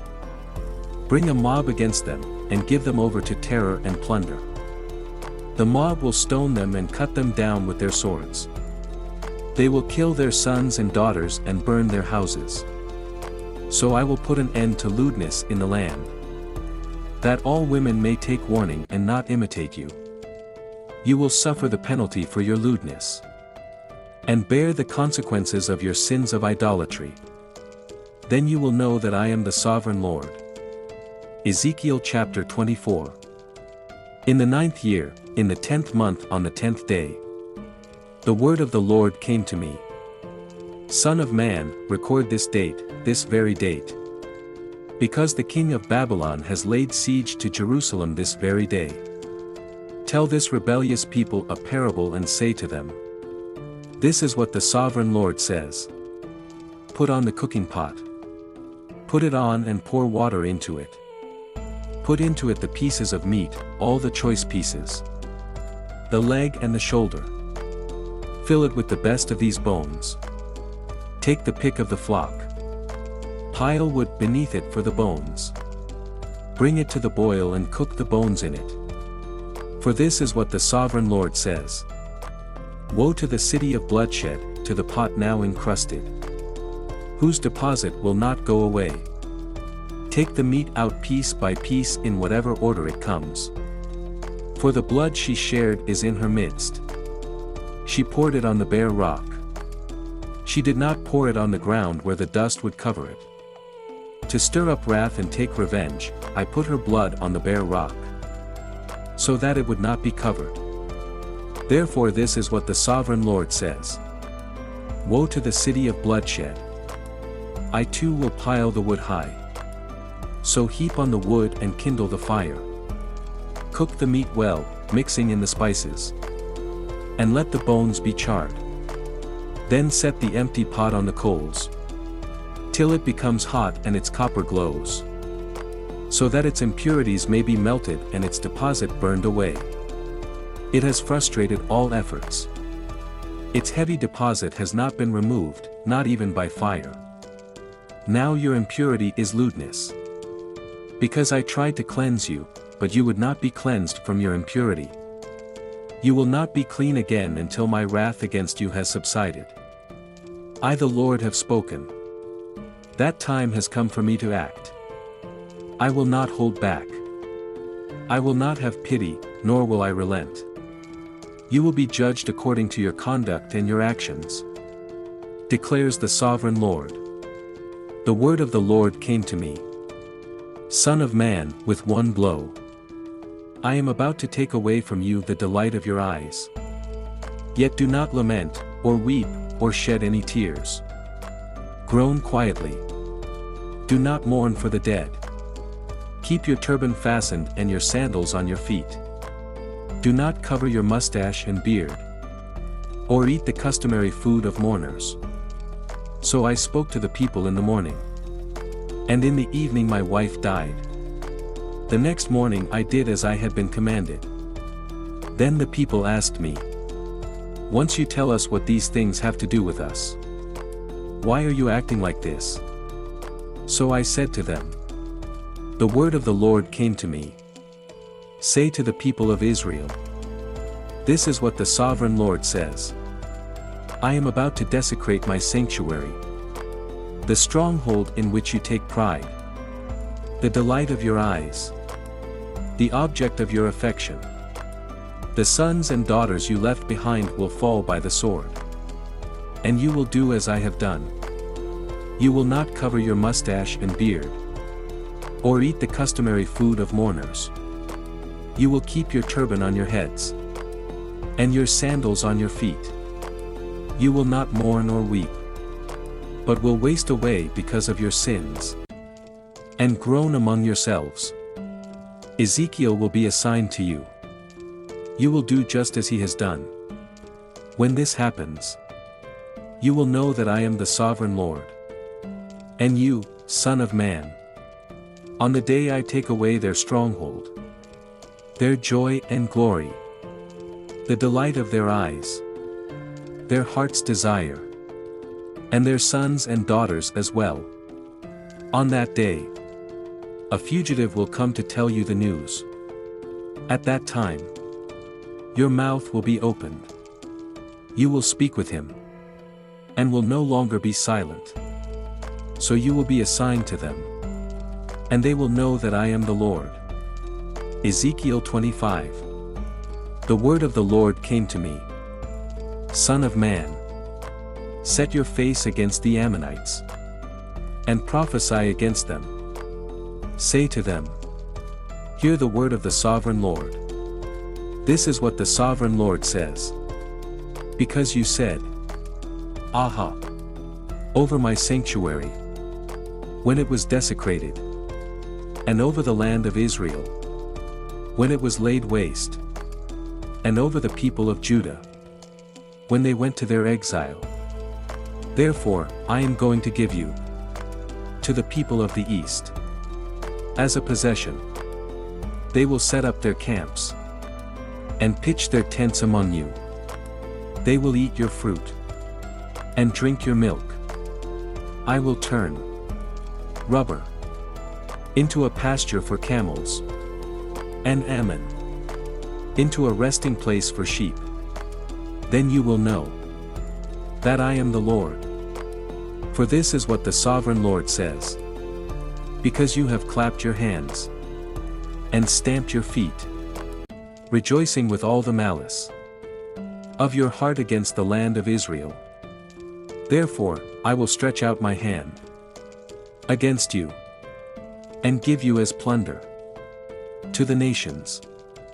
I will wipe you out from among the nations and exterminate you from the countries. I will destroy you, and you will know that I am the Lord. This is what the sovereign Lord says. Because Moab and Sia said, "Look, Judah has become like all the other nations."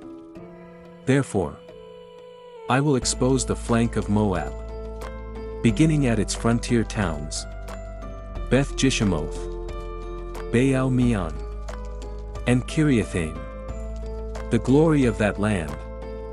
I will give Moab along with the Ammonites to the people of the east as a possession, so that the Ammonites will not be remembered among the nations. And I will inflict punishment on Moab. Then they will know that I am the Lord. This is what the sovereign Lord says. Because Edom took revenge on Judah and became very guilty by doing so. Therefore, this is what the sovereign Lord says. I will stretch out my hand against Edom and kill both man and beast. I will lay at waste from Timon to Dedan. They will fall by the sword. I will take vengeance on Edom by the hand of my people Israel, and they will deal with Edom in accordance with my anger and my wrath. They will know my vengeance, declares the sovereign Lord. This is what the sovereign Lord says. Because the Philistines acted in vengeance and took revenge with malice in their hearts, and with ancient hostility sought to destroy Judah. Therefore, this is what the sovereign Lord says. I am about to stretch out my hand against the Philistines. I will wipe out the Kerethites and destroy those remaining along the coast. I will carry out great vengeance on them and punish them in my wrath. Then they will know that I am the Lord when I take vengeance on them. Ezekiel chapter 26. In the 11th month of the 12th year, on the first day of the month, the word of the Lord came to me. Son of man, because Tyre has said of Jerusalem, Aha! The gate to the nations is broken, and its doors have swung open to me. Now that she lies in ruins, I will prosper.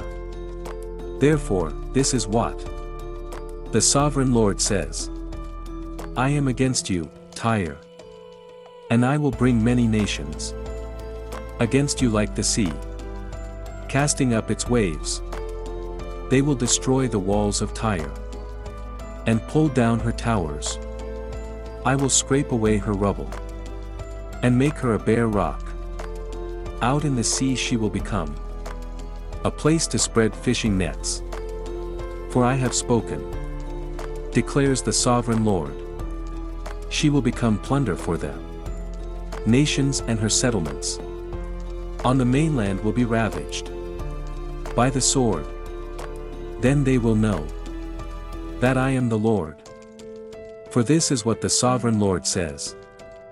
From the north, I am going to bring against Tyre Nebuchadnezzar king of Babylon, king of kings, with horses and chariots, with horsemen, and a great army.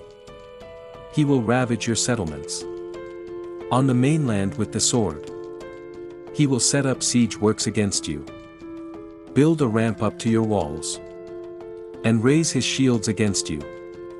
He will direct the blows of his battering ramps against your walls, and demolish your towers with his weapons. His horses will be so many that they will cover you with dust.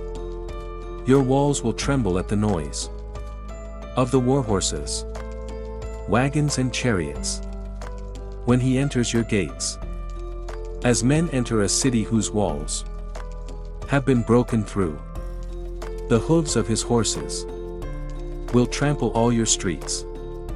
He will kill your people with the sword, and your strong pillars will fall to the ground. They will plunder your wealth and loot your merchandise.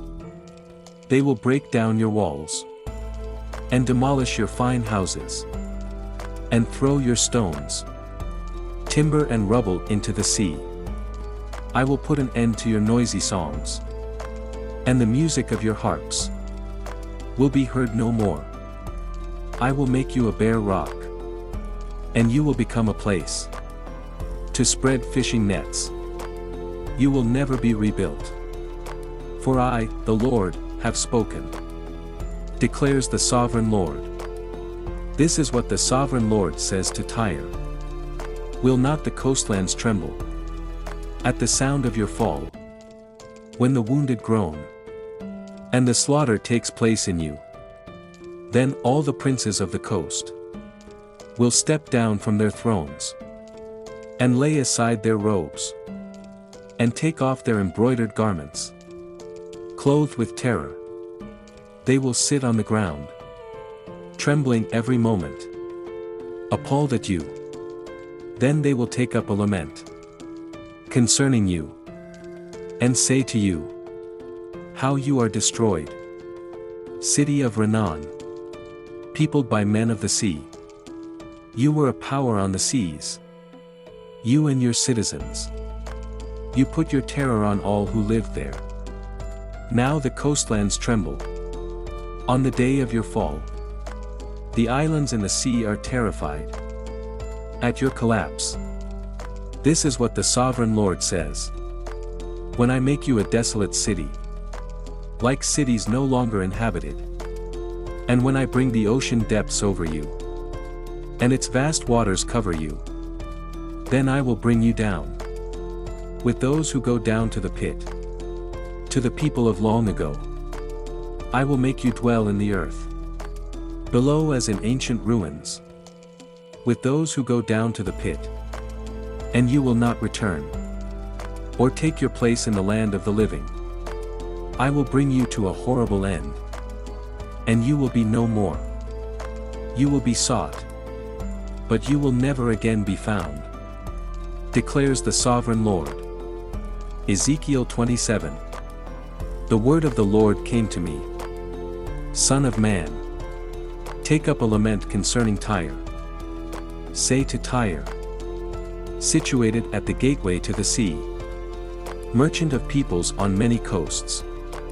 This is what the sovereign Lord says. You say, Tyre, I am perfect in beauty. Your domain was on the high seas. Your builders brought your beauty to perfection. They made all your timbers of juniper from Senior.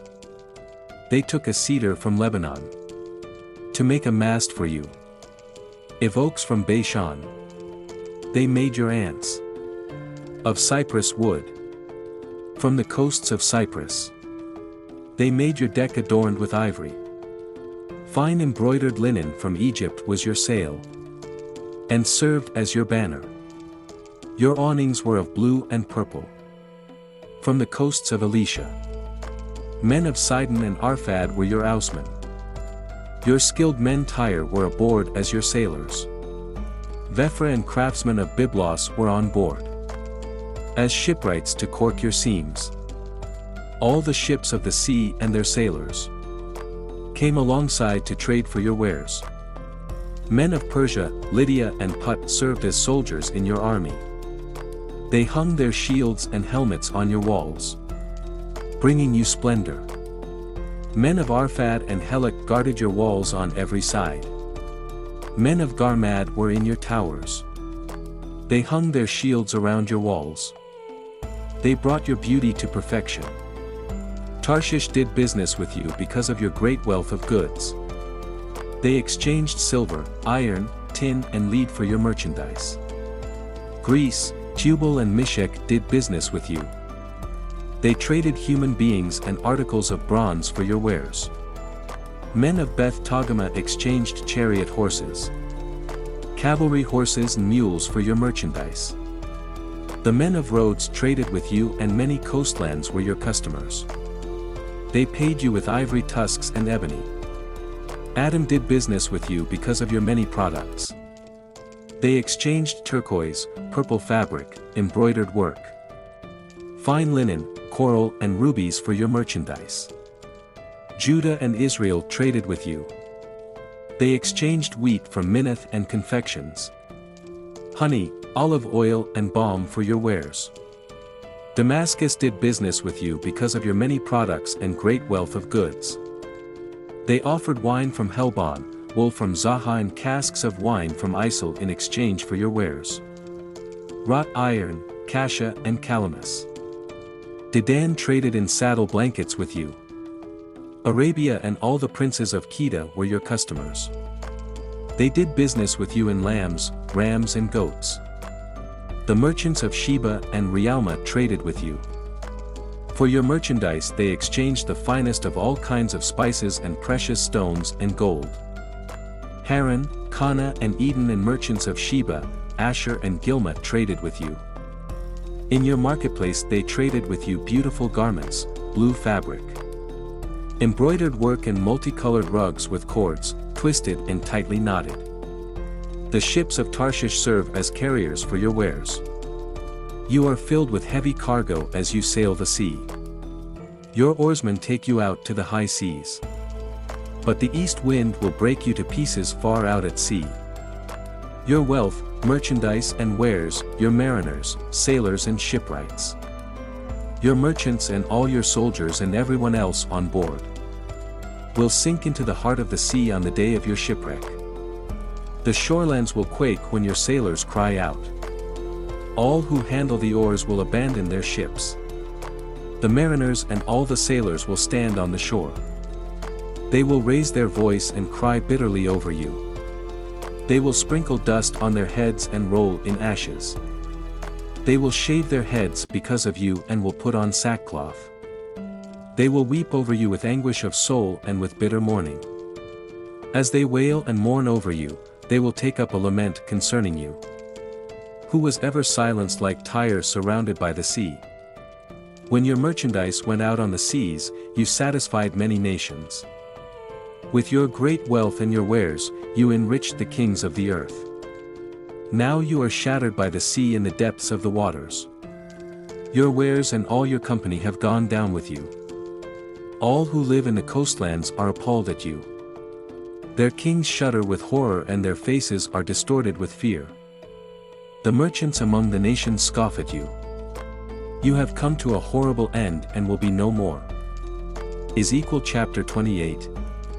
The word of the Lord came to me. Son of man, say to the ruler of Tyre. This is what the sovereign Lord says. In the pride of your heart, you say, I am a god. I sit on the throne of a god in the heart of the seas. But you are a mere mortal and not a god, though you think you are as wise as a god. Are you wiser than Daniel? Is no secret hidden from you? By your wisdom and understanding you have gained wealth for yourself, and amassed gold and silver in your treasuries. By your great skill in trading you have increased your wealth. And because of your wealth, your heart has grown proud. Therefore this is what the sovereign Lord says. Because you think you are wise as a god, I am going to bring foreigners against you, the most ruthless of nations. They will draw their swords against your beauty and wisdom and pierce your shining splendor. They will bring you down to the pit and you will die a violent death in the heart of the seas. Will you then say, I am a god in the presence of those who kill you? You will be but a mortal, not a god, in the hands of those who slay you. You will die the death of the uncircumcised at the hands of foreigners. I have spoken, declares the sovereign Lord. The word of the Lord came to me, Son of man. Take up a lament concerning the king of Tyre and say to him, this is what the sovereign Lord says. You were the seal of perfection, full of wisdom and perfect in beauty. You were in Eden, the garden of God. Every precious stone adorned you. Carnelian, chrysolite and emerald, topaz, onyx and jasper, lapis lazuli, turquoise and beryl. Your settings and mountings were made of gold. On the day you were created, they were prepared. You were anointed as a guardian cherub, for so I ordained you. You were on the holy mount of God. You walked among the fiery stones. You were blameless in your ways from the day you were created till wickedness was found in you. Through your widespread trade, you were filled with violence and you sinned. So I drove you in disgrace from the mount of God. And I expelled you, guardian cherub, from among the fiery stones. Your heart became proud on account of your beauty. And you corrupted your wisdom because of your splendor. So I threw you to the earth. I made a spectacle of you before kings. By your many sins and dishonest trade, you have desecrated your sanctuaries. So I made a fire come out from you, and it consumed you. And I reduced you to ashes on the ground in the sight of all who were watching. All the nations who knew you are appalled at you. You have come to a horrible end and will be no more. The word of the Lord came to me. Son of man, set your face against Satan. Prophesy against her and say, this is what the sovereign Lord says. I am against you, Satan, and among you I will display my glory. You will know that I am the Lord when I inflict punishment on you. And within you, improve to be holy. I will send a plague upon you and make blood flow in your streets. The slain will fall within you with the sword against you on every side. Then you will know that I am the Lord. No longer will the people of Israel have malicious neighbors, who are painful briars and sharp thorns. Then they will know that I am the sovereign Lord. This is what the sovereign Lord says. When I gather the people of Israel from the nations where they have been scattered, I will be proved holy through them in the sight of the nations. Then they will live in their own land which I gave to my servant Jacob. They will live there in safety and will build houses and plant vineyards. They will live in safety when I inflict punishment on all their neighbors who malign them. Then they will know that I am the Lord, their God. Ezekiel chapter 29. In the 10th year, in the 10th month on the 12th day, the word of the Lord came to me. Son of man, set your face against Pharaoh, king of Egypt, and prophesy against him and against all Egypt. Speak to him and say, this is what the sovereign Lord says. I am against you, Pharaoh, king of Egypt. You great monster lying among your streams. You say, the Nile belongs to me. I made it for myself. But I will put hooks in your jaws and make the fish of your streams stick to your scales. I will pull you out from among your streams with all the fish sticking to your scales. I will leave you in the desert, you and all the fish of your streams. You will fall on the open field and not be gathered or picked up. I will give you as food to the beasts of the earth and the birds of the sky. Then all who live in Egypt will know that I am the Lord. You have been a staff of reed for the people of Israel. When they grasped you with their hands, you splintered and you tore open their shoulders. When they leaned on you, you broke and their backs were wrenched. Therefore, this is what the sovereign Lord says. I will bring a sword against you and kill both man and beast. Egypt will become a desolate wasteland. Then they will know that I am the Lord. Because you said, "The Nile is mine, I made it." Therefore, I am against you and against your streams. And I will make the land of Egypt a ruin and a desolate waste from Makdolter as one. As far as the border of Cush, the foot of neither man nor beast will pass through it. No one will live there for 40 years. I will make the land of Egypt desolate among devastated lands. And her cities will lie desolate for 40 years among ruined cities. And I will disperse the Egyptians among the nations and scatter them through the countries. Yet this is what the sovereign Lord says. At the end of 40 years, I will gather the Egyptians from the nations where they were scattered. I will bring them back from captivity and return them to Upper Egypt, the land of their ancestry. There, they will be a lowly kingdom. It will be the loneliest of kingdoms and will never again exalt itself above the other nations. I will make it so weak that it will never again rule over the nations. Egypt will no longer be a source of confidence for the people of Israel, but will be a reminder of their sin in turning to her for help. Then they will know that I am the sovereign Lord. In the 27th year, in the first month on the first day, the word of the Lord came to me. Son of man, Nebuchadnezzar, king of Babylon, drove his army in a hard campaign against Tyre. Every head was rubbed bare, and every shoulder made raw. Yet he and his army got no reward from the campaign he led against Tyre. Therefore, this is what the sovereign Lord says. I am going to give Egypt to Nebuchadnezzar, king of Babylon. And he will carry off its wealth. He will loot and plunder the land as pay for his army. I have given him Egypt as a reward for his efforts, because he and his army did it for me, declares the sovereign Lord. On that day, I will make a horn grow for the Israelites. And I will open your mouth among them. Then they will know that I am the Lord. Ezekiel chapter 30. The word of the Lord came to me.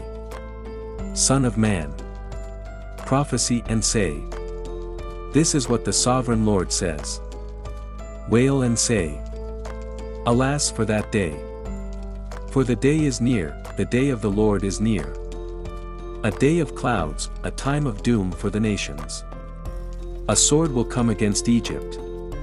And anguish will come upon Cush, where the slain fall in Egypt. Her wealth will be carried away, and her foundations torn down. Cush and Libya, Lydia and all Arabia, Cub and the people of the covenant land will fall by the sword along with Egypt. This is what the Lord says. The allies of Egypt will fall, and her proud strength will fail. From Makdolter as one, they will fall by the sword within her, declares the sovereign Lord. They will be desolate among desolate lands, and their cities will lie among ruined cities. Then they will know that I am the Lord. When I set fire to Egypt and all her helpers are crushed. On that day, messengers will go out from me in ships, to frighten Cush out of her complacency. Anguish will take hold of them on the day of Egypt's doom. For it is sure to come. This is what the sovereign Lord says. I will put an end to the hordes of Egypt. By the hand of Nebuchadnezzar, king of Babylon.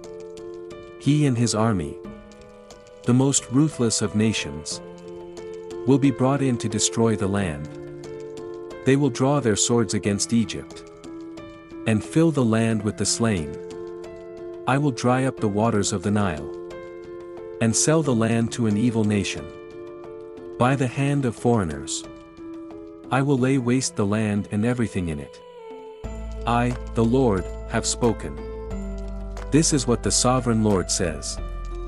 I will destroy the idols, and put an end to the images in Memphis. No longer will there be a prince in Egypt. And I will spread fear throughout the land. I will lay waste up Egypt. Set fire to Zoan and inflict punishment on Thebes. I will pour out my wrath on Pelusium, the stronghold of Egypt, and wipe out the hordes of Thebes. I will set fire to Egypt. Pelusium will writhe in agony. Thebes will be taken by storm. Memphis will be in constant distress. The young men of Heliopolis and Bubastis will fall by the sword. And the cities themselves will go into captivity. Dark will be the day at Tahpanhes, when I break the yoke of Egypt. There her proud strength will come to an end. She will be covered with clouds, and her villages will go into captivity. So I will inflict punishment on Egypt, and they will know that I am the Lord. In the 11th year, in the first month on the 7th day, the word of the Lord came to me. Son of man, I have broken the arm of Pharaoh, king of Egypt. It has not been bound up to be healed or put in a splint, so that it may become strong enough to hold a sword. Therefore this is what the sovereign Lord says. I am against Pharaoh, king of Egypt. I will break both his arms, the good arm as well as the broken one, and make the sword fall from his hand. I will disperse the Egyptians among the nations, and scatter them through the countries. I will strengthen the arms of the king of Babylon, and put my sword in his hand. But I will break the arms of Pharaoh, and he will groan before him like a mortally wounded man. I will strengthen the arms of the king of Babylon, but the arms of Pharaoh will fall limp. Then they will know that I am the Lord, when I put my sword into the hand of the king of Babylon, and he brandishes it against Egypt. I will disperse the Egyptians among the nations, and scatter them through the countries. Then they will know that I am the Lord. Ezekiel 31. In the 11th year, in the 3rd month on the 1st day, the word of the Lord came to me. Son of man, say to Pharaoh, king of Egypt, and to his hordes, who can be compared with you in majesty? Consider Assyria once a cedar in Lebanon, with beautiful branches overshadowing the forest. It towered on high, its top above the thick foliage. The waters nourished it. Deep springs made it grow tall. Their streams flowed all around its base, and sent their channels to all the trees of the field. So it towered higher than all the trees of the field. Its bowels increased and its branches grew long, spreading because of abundant waters.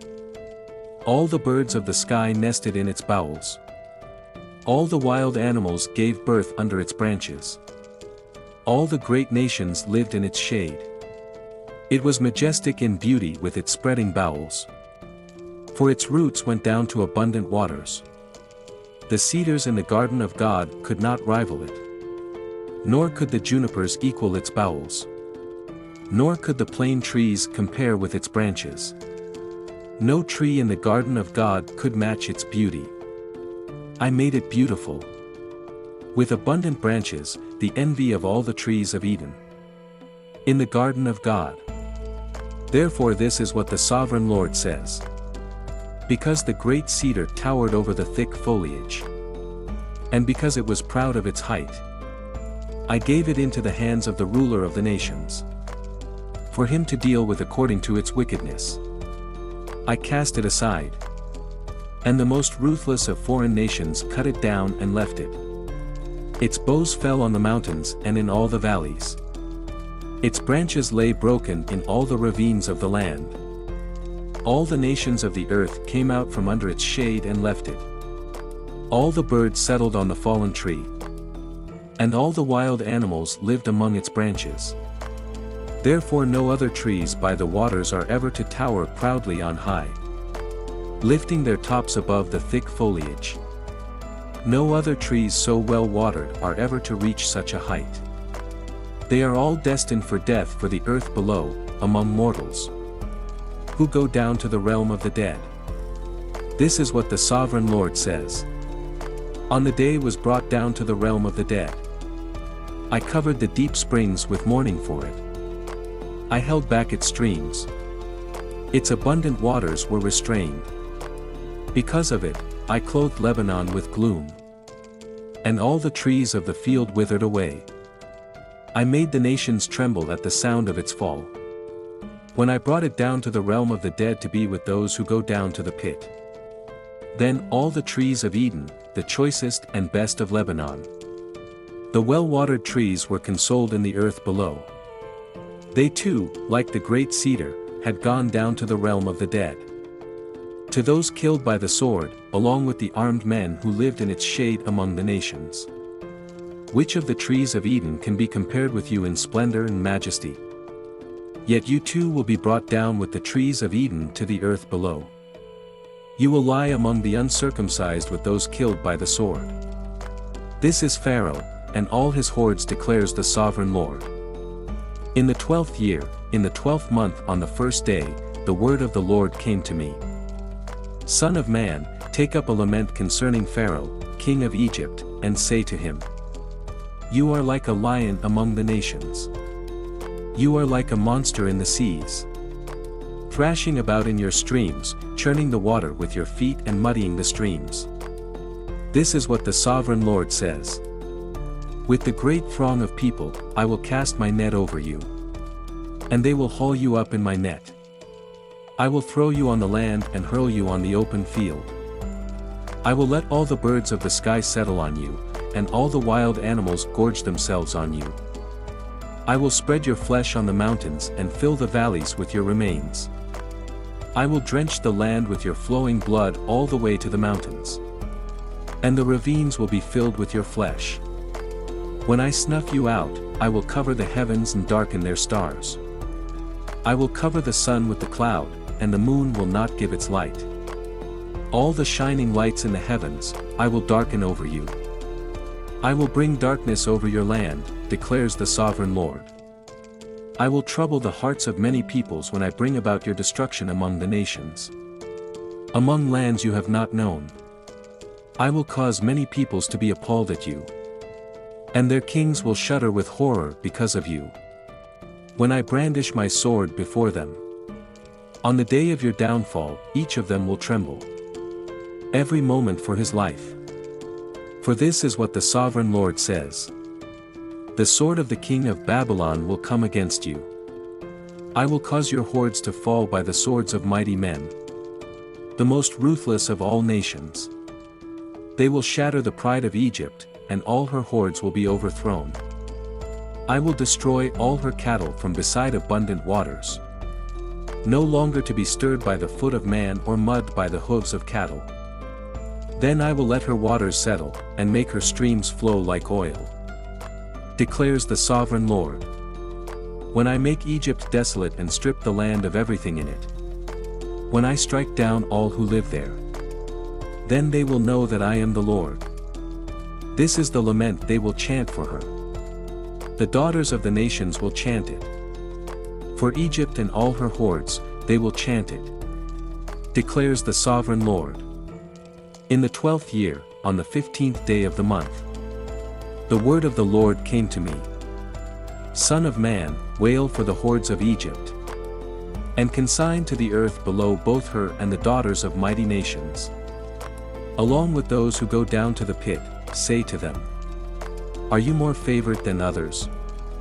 Go down and be laid among the uncircumcised. Then they will fall among those killed by the sword. The sword is drawn. Let her be dragged off with all her hordes. From within the realm of the dead, the mighty leaders will say of Egypt and her allies, They have come down, and they lie with the uncircumcised, with those killed by the sword. Assyria is there with her whole army. She is surrounded by the graves of all her slain, all who have fallen by the sword. Their graves are in the depths of the pit, and her army lies around her grave. All who had spread terror in the land of the living are slain, fallen by the sword. Elon is there, with all her hordes around her grave. All of them are slain, fallen by the sword. All who had spread terror in the land of the living went down. uncircumcised, to the earth below. They bear their shame with those who go down to the pit. A bed is made for her among the slain, with all her hordes around her grave. All of them are uncircumcised, killed by the sword, because their terror had spread in the land of the living. They bear their shame with those who go down to the pit. They are laid among the slain. Meshech and Tubal are there, with all their hordes around their graves. All of them are uncircumcised, killed by the sword, because they spread their terror in the land of the living. But they do not lie with the fallen warriors of old, who went down to the realm of the dead with their weapons of war, their swords placed under their heads, and their shields resting on their bones. Though these warriors also had terrorized the land of the living. You too, Pharaoh, will be broken, and will lie among the uncircumcised with those killed by the sword. Edom is there, her kings and all her princes, despite their power. They are laid with those killed by the sword. They lie with the uncircumcised with those who go down to the pit. All the princes of the north and all the Sidonians are there. They went down with the slain in disgrace, despite the terror caused by their power. They lie uncircumcised with those killed by the sword, and bear their shame with those who go down to the pit. Pharaoh, he and all his army, will see them, and he will be consoled for all his hordes that were killed by the sword, declares the sovereign Lord. Although I allowed him to spread terror in the land of the living, Pharaoh and all his hordes will be laid among the uncircumcised, with those killed by the sword, declares the sovereign Lord. Ezekiel, chapter 33. The word of the Lord came to me. Son of man, speak to your people and say to them, when I bring the sword against a land, and the people of the land choose one of their men and make him their watchman, and he sees the sword coming against the land and blows the trumpet to warn the people. Then, if anyone hears the trumpet but does not heed the warning, and the sword comes and takes their life, their blood will be on their own head. Since they heard the sound of the trumpet but did not heed the warning, their blood will be on their own head. If they had heeded the warning, they would have saved themselves. But if the watchman sees the sword coming and does not blow the trumpet to warn the people, and the sword comes and takes someone's life, that person's life will be taken because of their sin. But I will hold the watchman accountable for their blood. Son of man, I have made you a watchman for the people of Israel. So hear the word I speak and give them warning from me. When I say to the wicked, you wicked person, you will surely die, and you do not speak out to dissuade them from their ways, that wicked person will die for their sin, and I will hold you accountable for their blood. But if you do warn the wicked person to turn from their ways, and they do not do so, they will die for their sin, though you yourself will be saved. Son of man, say to the Israelites, this is what you are saying.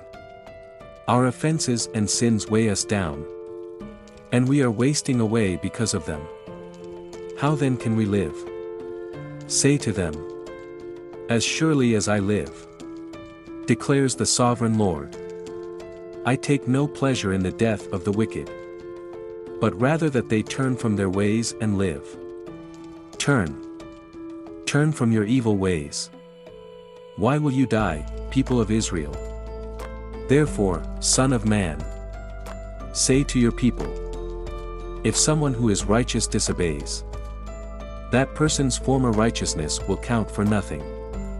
And if someone who is wicked repents, that person's former wickedness will not bring condemnation. The righteous person who sins will not be allowed to live, even though they were formerly righteous. If I tell a righteous person that they will surely live, but then they trust in their righteousness and do evil, none of the righteous things that person has done will be remembered. They will die for the evil they have done. And if I say to a wicked person, You will surely die. But they then turn away from their sin and do what is just and right.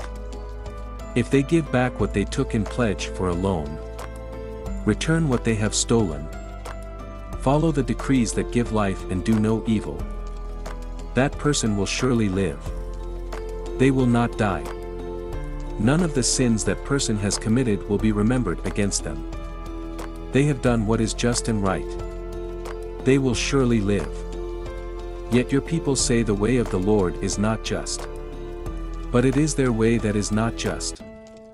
If a righteous person turns from their righteousness and does evil, they will die for it. And if a wicked person turns away from their wickedness and does what is just and right, they will live by doing so. Yet you Israelites say the way of the Lord is not just. But I will judge each of you according to your own ways. In the 12th year of our exile, in the 10th month on the 5th day, a man who had escaped from Jerusalem and came to me and said, "The city has fallen." Now the evening before the man arrived, the hand of the Lord was on me, and he opened my mouth before the man came to me in the morning. So my mouth was opened and I was no longer silent. Then the word of the Lord came to me, "Son of man, the people living in those ruins in the land of Israel are saying, Abraham was only one man, yet he possessed the land. Now many, surely the land has been given to us as our possession. Therefore say to them, this is what the sovereign Lord says. Since you eat meat with the blood still in it, and look to your idols and shed blood, should you then possess the land? You rely on your sword. You do detestable things. And each of you defiles his neighbor's wife. Should you then possess the land? Say this to them. This is what the sovereign Lord says. Surely as I live, those who are left in the ruins will fall by the sword. Those out in the country I will give to the wild animals to be devoured. And those in strongholds and caves will die of a plague. I will make the land a desolate waste. And her proud strength will come to an end. And the mountains of Israel will become desolate, so that no one will cross them. Then they will know that I am the Lord, when I have made the land a desolate waste, because of all the detestable things they have done. As for you, son of man, your people are talking together about you by the walls, and at the doors of their houses, saying to each other, come and hear the message that has come from the Lord. My people come to you as they usually do, and sit before you to hear your words. But they do not put them into practice. Their mouths speak of love, but their hearts are greedy for unjust gain. Indeed to them, you are nothing more than one who sings love songs with a beautiful voice and plays an instrument well. For they hear your words, but do not put them into practice. When all this comes true, and it surely will, then they will know that a prophet has been among them. Ezekiel chapter 34. The word of the Lord came to me. Son of man, prophesy against the shepherds of Israel. Prophesy and say to them, this is what the sovereign Lord says. Woe to you shepherds of Israel, who only take care of yourselves. Should not shepherds take care of the flock? You eat the curds. Clothe yourselves with the wool and slaughter the choice animals. But you do not take care of the flock. You have not strengthened the weak or healed those who are ill, or bound up the injured. You have not brought back the strays or searched for the lost. You have ruled them harshly and brutally. So they were scattered because there was no shepherd. And when they were scattered, they became food for all the wild animals.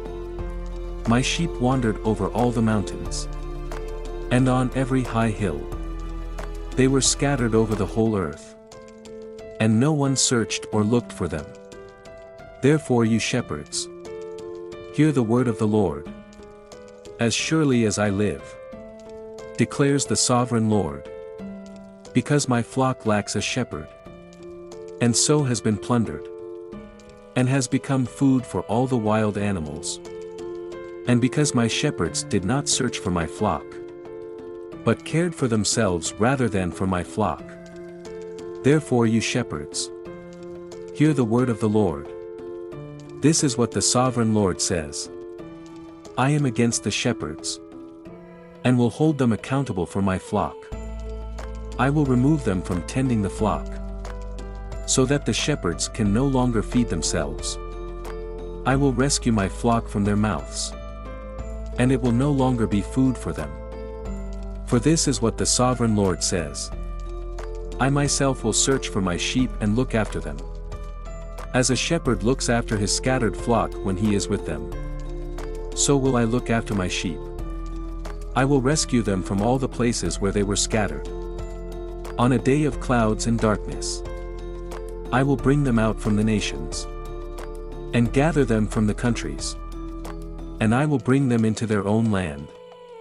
I will pasture them on the mountains of Israel, in the ravines and in all the settlements in the land. I will tend them in a good pasture, and the mountain heights of Israel will be their grazing land. There they will lie down in good grazing land, and there they will feed in a rich pasture on the mountains of Israel. I myself will tend my sheep and make them lie down, declares the sovereign Lord. I will search for the lost and bring back the strays. I will bind up the injured and strengthen the weak, but the sleek and the strong I will destroy. I will shepherd the flock with justice. As for you, my flock, this is what the sovereign Lord says. I will judge between one sheep and another, and between rams and goats. Is it not enough for you to feed on the good pasture? Must you also trample the rest of your pasture with your feet? Is it not enough for you to drink clear water? Must you also muddy the rest with your feet? Must my flock feed on what you have trampled, and drink what you have muddied with your feet? Therefore, this is what the sovereign Lord says to them. See, I myself will judge between the fat sheep and the lean sheep. Because you shove with flank and shoulder, butting all the weak sheep with your horns until you have driven them away. I will save my flock, and they will no longer be plundered. I will judge between one sheep and another. I will place over them one shepherd, my servant David, and he will tend them. He will tend them and be their shepherd. I, the Lord, will be their God, and my servant David will be prince among them. I, the Lord, have spoken. I will make a covenant of peace with them and rid the land of savage beasts, so that they may live in the wilderness and sleep in the forests in safety. I will make them and the places surrounding my hill a blessing. I will send down showers in season, there will be showers of blessing. The trees will yield their fruit and the ground will yield its crops. The people will be secure in their land. They will know that I am the Lord when I break the bars of their yoke, and rescue them from the hands of those who enslave them. They will no longer be plundered by the nations, nor will wild animals devour them. They will live in safety and no one will make them afraid. I will provide for them a land renowned for its crops, and they will no longer be victims of famine in the land or bear the scorn of the nations. Then they will know that I, the Lord, their God, am with them. And that day, the Israelites are my people, declares the sovereign Lord. You are my sheep, the sheep of my pasture, and I am your God, declares the sovereign Lord. Ezekiel 35. The word of the Lord came to me, Son of man. Set your face against Mount Seir. Prophesy against it and say, This is what the sovereign Lord says. I am against you, Mount Seir, and I will stretch out my hand against you, and make you a desolate waste. I will turn your towns into ruins and you will be desolate. Then you will know that I am the Lord, because you harbored an ancient hostility, and delivered the Israelites over to the sword of the time of their calamity, the time their punishment reached its climax. Therefore, as surely as I live, declares the sovereign Lord, I will give you over to bloodshed and it will pursue you. Since you did not hate bloodshed, bloodshed will pursue you. I will make Mount Seir a desolate waste and cut off from it all who come and go. I will fill your mountains with the slain. Those killed by the sword will fall on your hills and in your valleys, and in all your ravines. I will make you desolate forever. Your towns will not be inhabited. Then you will know that I am the Lord. Because you have said, these two nations and countries will be ours, and we will take possession of them, even though I the Lord was there. Therefore, as surely as I live, declares the sovereign Lord, I will treat you in accordance with the anger and jealousy you showed in your hatred of them. And I will make myself known among them when I judge you. Then you will know that either Lord have heard all the contemptible things you have said against the mountains of Israel. You said, they have been laid waste and have been given over to us to devour. You boasted against me and spoke against me without restraint, and I heard it. This is what the sovereign Lord says. While the whole earth rejoices, I will make you desolate. Because you rejoiced when the inheritance of Israel became desolate. That is how I will treat you. You will be desolate, Mount Seir, you and all of Edom. Then they will know that I am the Lord. Ezekiel chapter 36, Son of man, prophesy to the mountains of Israel and say, Mountains of Israel, hear the word of the Lord. This is what the sovereign Lord says. The enemy said of you, Ha ha! The ancient heights have become our possession. Therefore prophesy and say, This is what the sovereign Lord says. Because they have ravaged and crushed you from every side, so that you became the possession of the rest of the nations, and the object of people's malicious talk and slander. Therefore, mountains of Israel, hear the word of the sovereign Lord. This is what the sovereign Lord says to the mountains and hills, to the ravines and valleys, to the desolate ruins and the deserted towns, that have been plundered and ridiculed by the rest of the nations around you. This is what the sovereign Lord says. In my burning zeal I have spoken against the rest of the nations, and against Edom, for with glee and with malice in their hearts they made my land their possession, so that they might plunder its pasture land. Therefore prophesy concerning the land of Israel, and say to the mountains and hills, to the ravines and valleys, This is what the sovereign Lord says. I speak in my jealous wrath because you have suffered the scorn of the nations. Therefore this is what the sovereign Lord says. I swear, with uplifted hand, that the nations around you will also suffer scorn. But you, mountains of Israel, will produce branches and fruit for my people Israel, for they will soon come home. I am concerned for you and will look on you with favor. You will be plowed and sown, and I will cause many people to live on you. Yes, all of Israel. The towns will be inhabited and the ruins rebuilt. I will increase the number of people and animals living on you, and they will be fruitful and become numerous. I will settle people on you as in the past, and will make you prosper more than before. Then you will know that I am the Lord. I will cause people, my people Israel, to live on you. They will possess you, and you will be their inheritance. You will never again deprive them of their children. This is what the sovereign Lord says. Because some say to you, You devour people and deprive your nation of its children. Therefore, you will no longer devour people, or make your nation childless, declares the sovereign Lord. No longer will I make you hear the taunts of the nations, and no longer will you suffer the scorn of the peoples, or cause your nation to fall, declares the sovereign Lord. Again, the word of the Lord came to me, Son of man. When the people of Israel were living in their own land, they defiled it by their conduct and their actions. Their conduct was like a woman's monthly uncleanness in my sight. So I poured out my wrath on them because they had shed blood in the land, and because they had defiled it with their idols. I dispersed them among the nations, and they were scattered through the countries. I judged them according to their conduct and their actions. And wherever they went among the nations, they profaned my holy name. For it was said of them, "These are the Lord's people," and yet they had to leave his land. I had concern for my holy name, which the people of Israel profaned among the nations where they had gone. Therefore say to the Israelites, "This is what the sovereign Lord says. It is not for your sake, people of Israel, that I am going to do these things, but for the sake of my holy name, which you have profaned among the nations where you have gone. I will show the holiness of my great name, which has been profaned among the nations.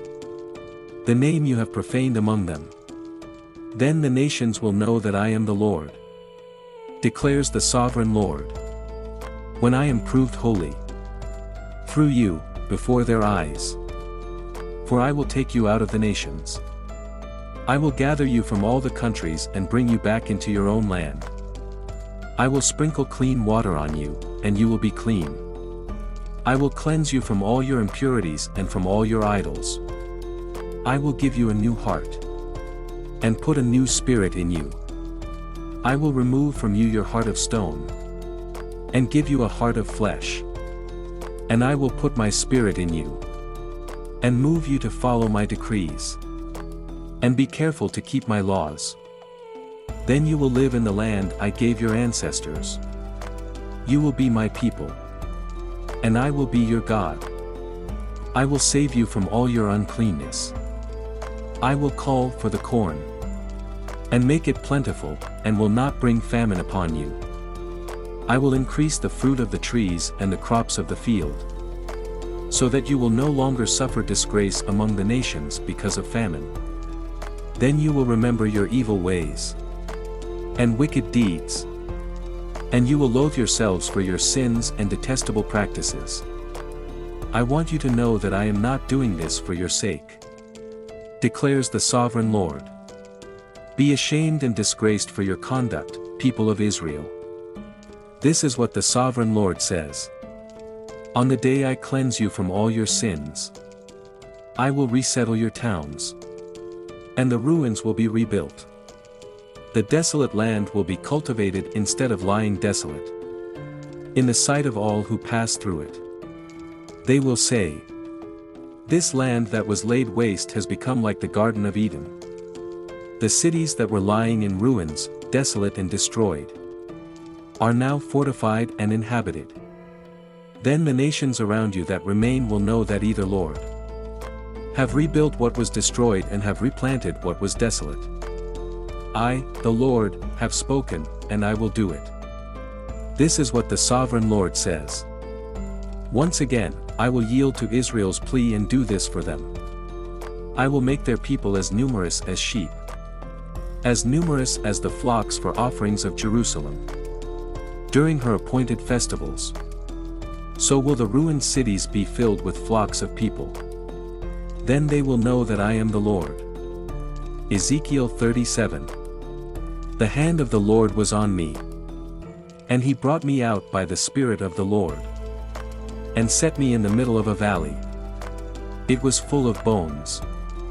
He led me to and fro among them, and I saw a great many bones on the floor of the valley, bones that were very dry. He asked me, "Son of man, can these bones live?" I said, "Sovereign Lord, you alone know." Then he said to me, "Prophesy to these bones and say to them, Dry bones, hear the word of the Lord. This is what the sovereign Lord says to these bones. I will make breath unto you, and you will come to life. I will attach tendons to you, and make flesh come upon you, and cover you with skin. I will put breath in you, and you will come to life. Then you will know that I am the Lord." So I prophesied as I was commanded. And as I was prophesying, there was a noise, a rattling sound. And the bones came together, bone to bone. I looked, and tendons and flesh appeared on them, and skin covered them. but there was no breath in them. Then he said to me, Prophesy to the breath. Prophesy, Son of man. And say to it, This is what the Sovereign Lord says. Come, breath, from the four winds, and breathe into these slain, that they may live. So I prophesied as he commanded me, and breath entered them. They came to life, and stood up on their feet, a vast army. Then he said to me, Son of man, these bones are the people of Israel. They say, Our bones are dried up, and our hope is gone. We are cut off. Therefore prophesy and say to them, This is what the Sovereign Lord says. My people, I am going to open your graves, and bring you up from them. I will bring you back to the land of Israel. Then you, my people, will know that I am the Lord. When I open your graves, and bring you up from them, I will put my spirit in you. I will live, and I will settle you in your own land. Then you will know that I the Lord had spoken, and I have done it, declares the Lord. The word of the Lord came to me. Son of man, take a stick of wood, and write on it, belonging to Judah, and the Israelites, associated with him. Then take another stick of wood, and write on it, belonging to Joseph, that is to Ephraim, and all the Israelites, associated with him. Join them together into one stick, so that they will become one. In your hand. When your people ask you, Won't you tell us what you mean by this? Say to them, This is what the Sovereign Lord says. I am going to take the stick of Joseph, which is in Ephraim's hand, and of the Israelite tribes, associated with him, and join it to Judah's stick. I will make them into a single stick of wood, and they will become one in my hand. Hold before their eyes the sticks you have written on, and say to them, This is what the Sovereign Lord says. I will take the Israelites out of the nations where they have gone. I will gather them from all around, and bring them back into their own land. I will make them one nation in the land. On the mountains of Israel, there will be one king over all of them. And they will never again be two nations, or be divided into two kingdoms. They will no longer defile themselves with their idols and vile images, or with any of their offenses. For I will save them from all their sinful backsliding, and I will cleanse them. They will be my people, and I will be their God. My servant David will be king over them, and they will all have one shepherd. They will follow my laws, and be careful to keep my decrees. They will live in the land I gave to my servant Jacob, the land where your ancestors lived. They and their children, and their children's children, will live there forever. And David my servant will be their prince forever. I will make a covenant of peace with them. It will be an everlasting covenant. I will establish them and increase their numbers. And I will put my sanctuary among them forever. My dwelling place will be with them. I will be their God, and they will be my people. Then the nations will know that I the Lord make Israel holy, when my sanctuary is among them forever. Ezekiel chapter 38. The word of the Lord came to me. Son of man, set your face against Gog, of the land of Magog, the chief prince of Meshach and Tubal. Prophesy against him and say, This is what the Sovereign Lord says. I am against you, Gog, chief prince of Meshach and Tubal. I will turn you around, put hooks in your jaws, and bring you out with your whole army. Your horses, your horsemen fully armed, and a great horde with large and small shields, all of them brandishing their swords. Persia, Cush, and Put will be with them, all with shields and helmets. Also Gomer with all its troops, and Beth Togarmah from the far north with all its troops. The many nations with you. Get ready, be prepared. You and all the hordes gathered about you, and take command of them. After many days you will be called to arms. In future years you will invade a land that has recovered from war, whose people were gathered from many nations, to the mountains of Israel, which had long been desolate. They have been brought out from the nations, and now all of them live in safety. You and all your troops, and the many nations with you, will go up, advancing like a storm. You will be like a cloud covering the land. This is what the Sovereign Lord says. On that day, thoughts will come into your mind, and you will devise an evil scheme. You will say, I will invade a land of unwalled villages. I will attack a peaceful and unsuspecting people, all of them living without walls, and without gates and bars. I will plunder and loot and turn my hand against the resettled ruins, and the people gathered from the nations, rich in livestock and goods, living at the center of the land, Sheba and Dedan, and the merchants of Tarshish, and all her villages will say to you, have you come to plunder? Have you gathered your hoards to loot, to carry off silver and gold, to take away livestock and goods, and to seize much plunder? Therefore, Son of man, prophesy and say to Gog, this is what the Sovereign Lord says. In that day, when my people Israel are living in safety, will you not take notice of it? You will come from your place in the far north, you and many nations with you, all of them riding on horses, a great horde, a mighty army. You will advance against my people Israel, like a cloud that covers the land.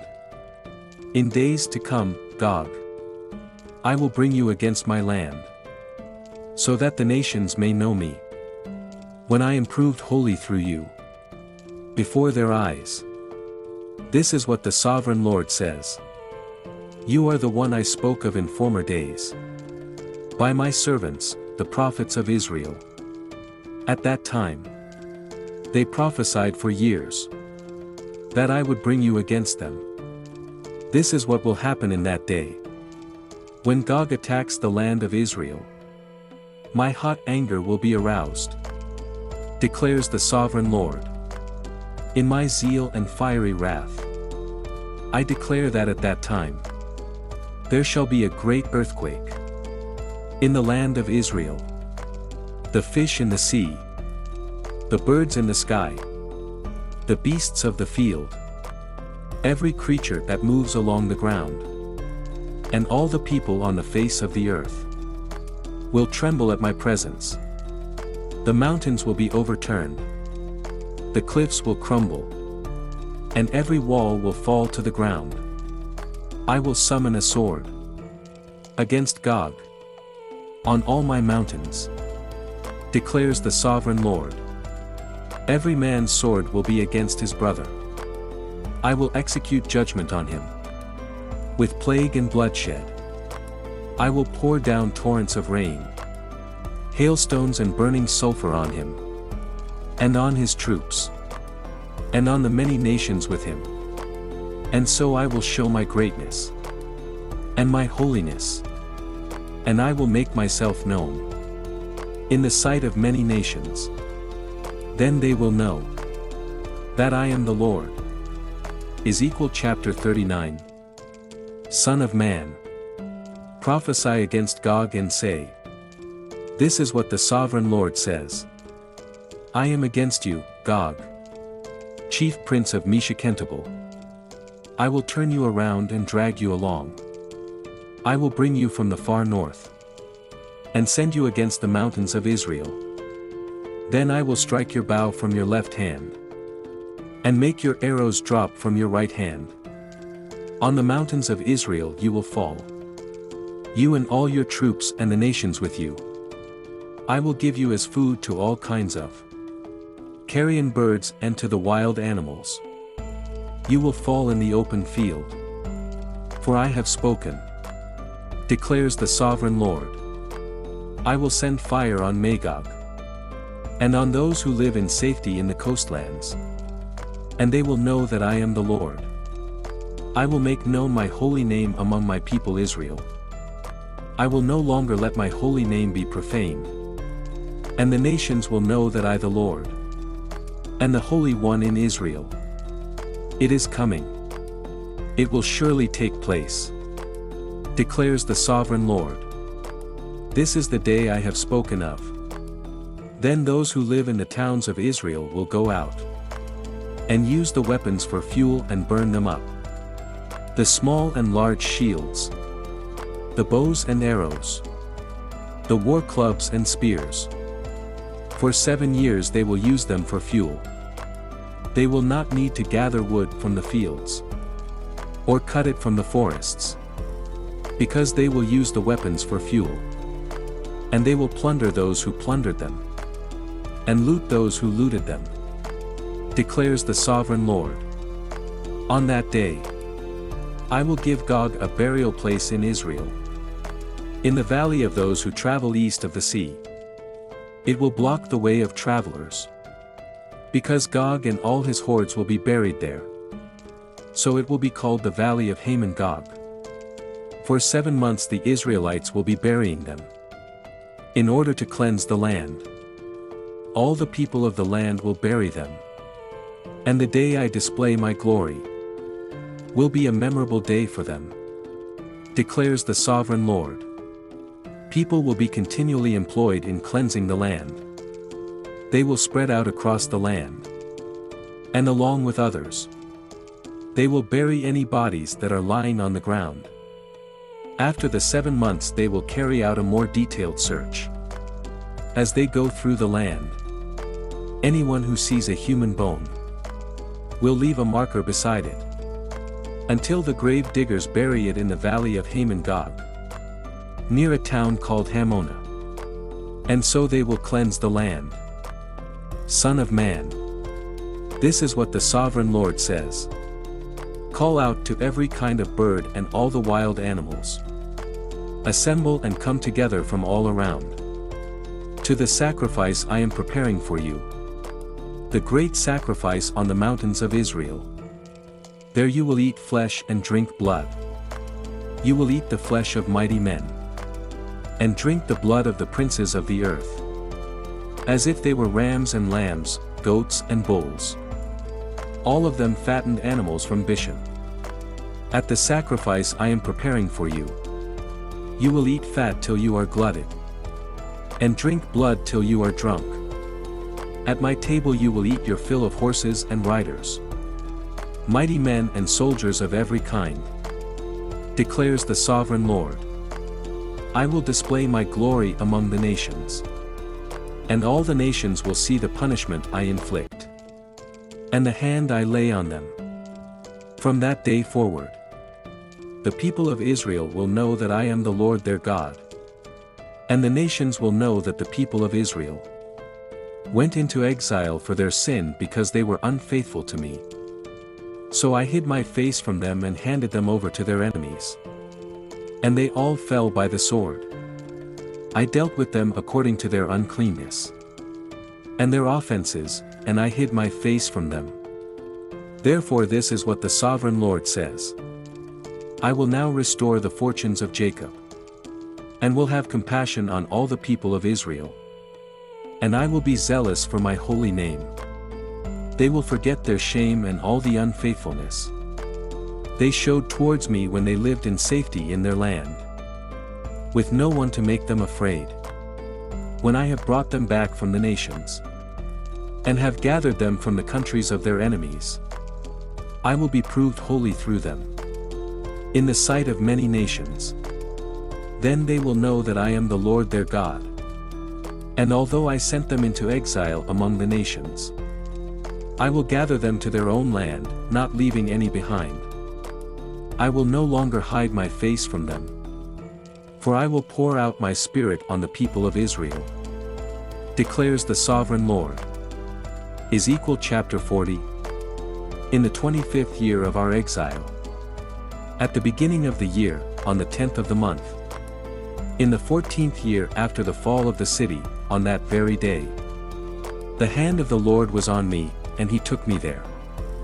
In visions of God, he took me to the land of Israel, and set me on a very high mountain, on whose south side were some buildings that looked like a city. He took me there, and I saw a man, whose appearance was like bronze. He was standing in the gateway with a linen cord, and a measuring rod in his hand.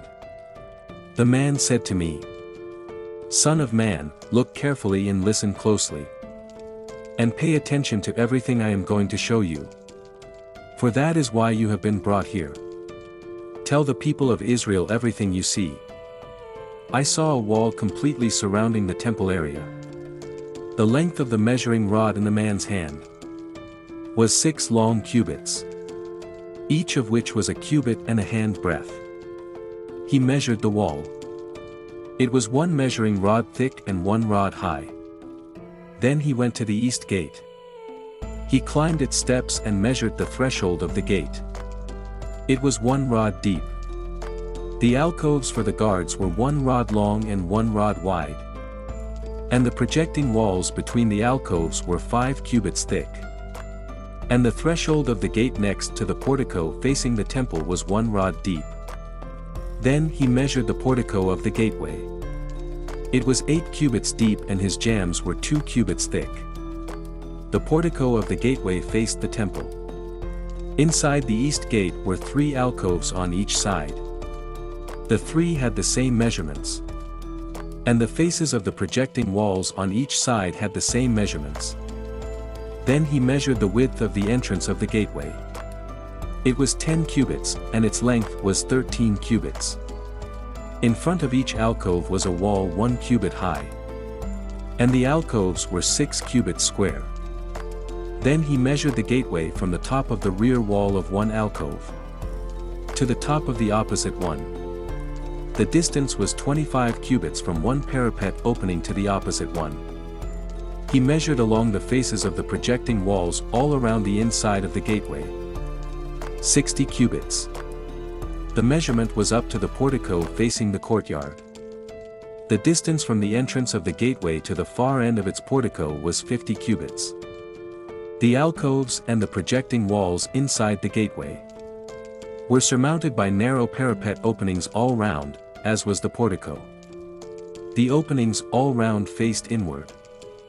The faces of the projecting walls were decorated with palm trees. Then he brought me into the outer court. There I saw some rooms and a pavement that had been constructed all round the court.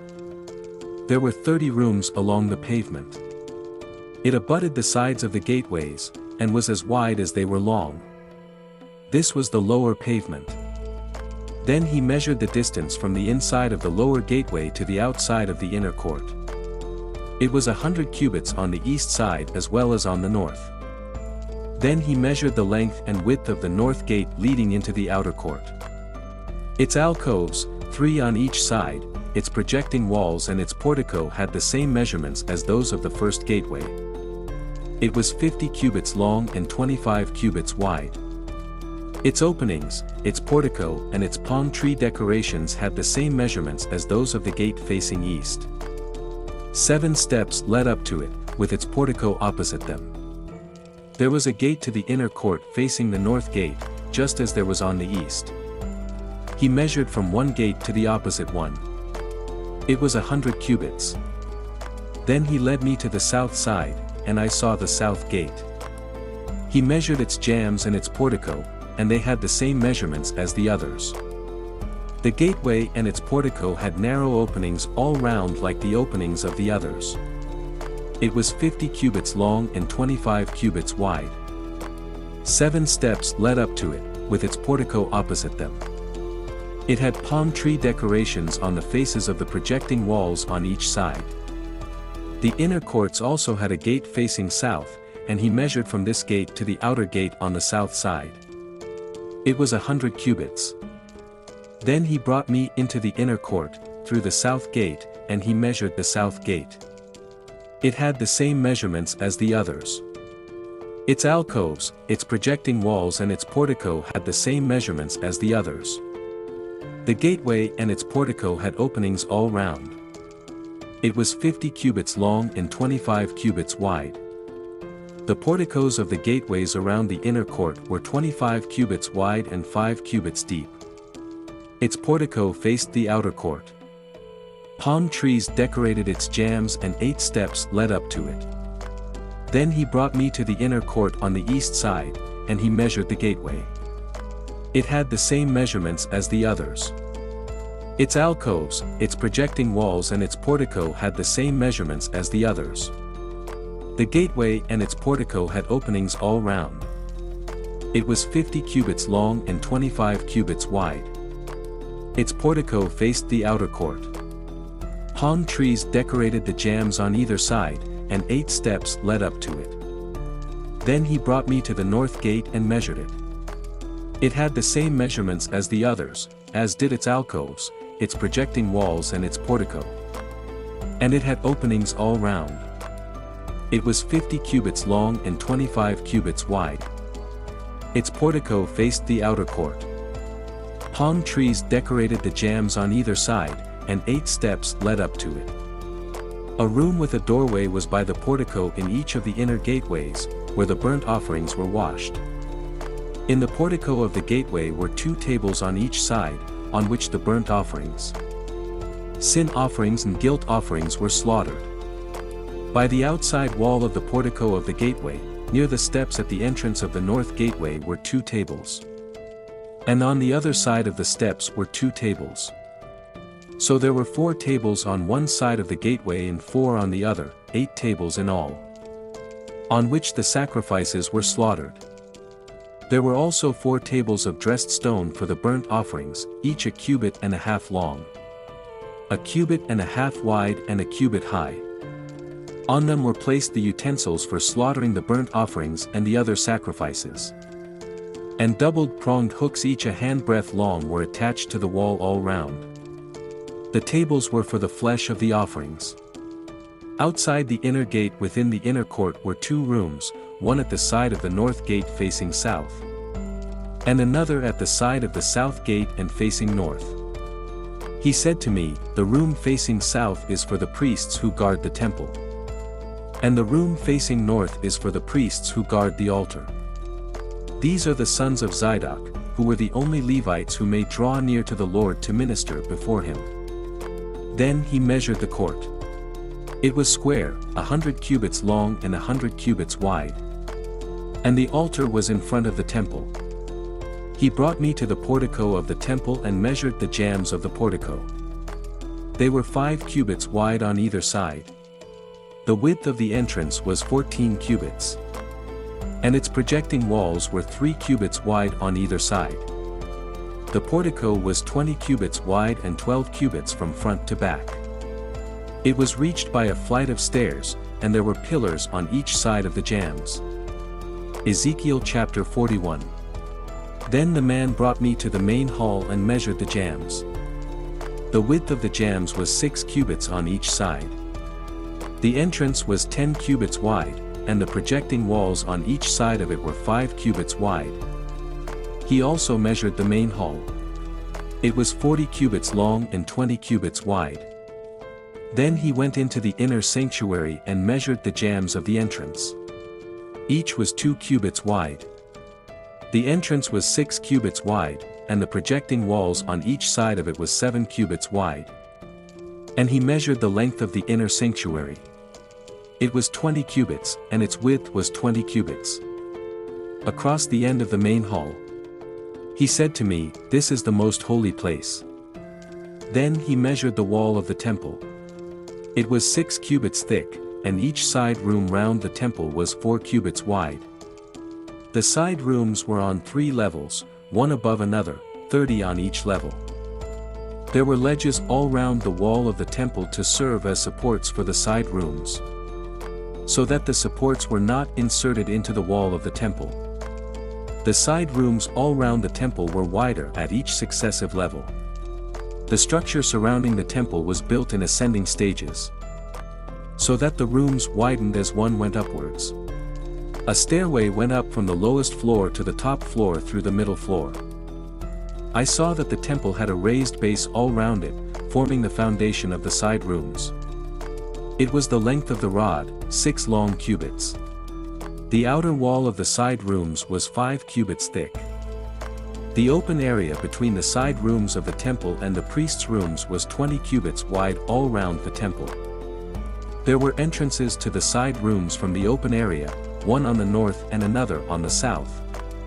And the base adjoining the open area was 5 cubits wide all round.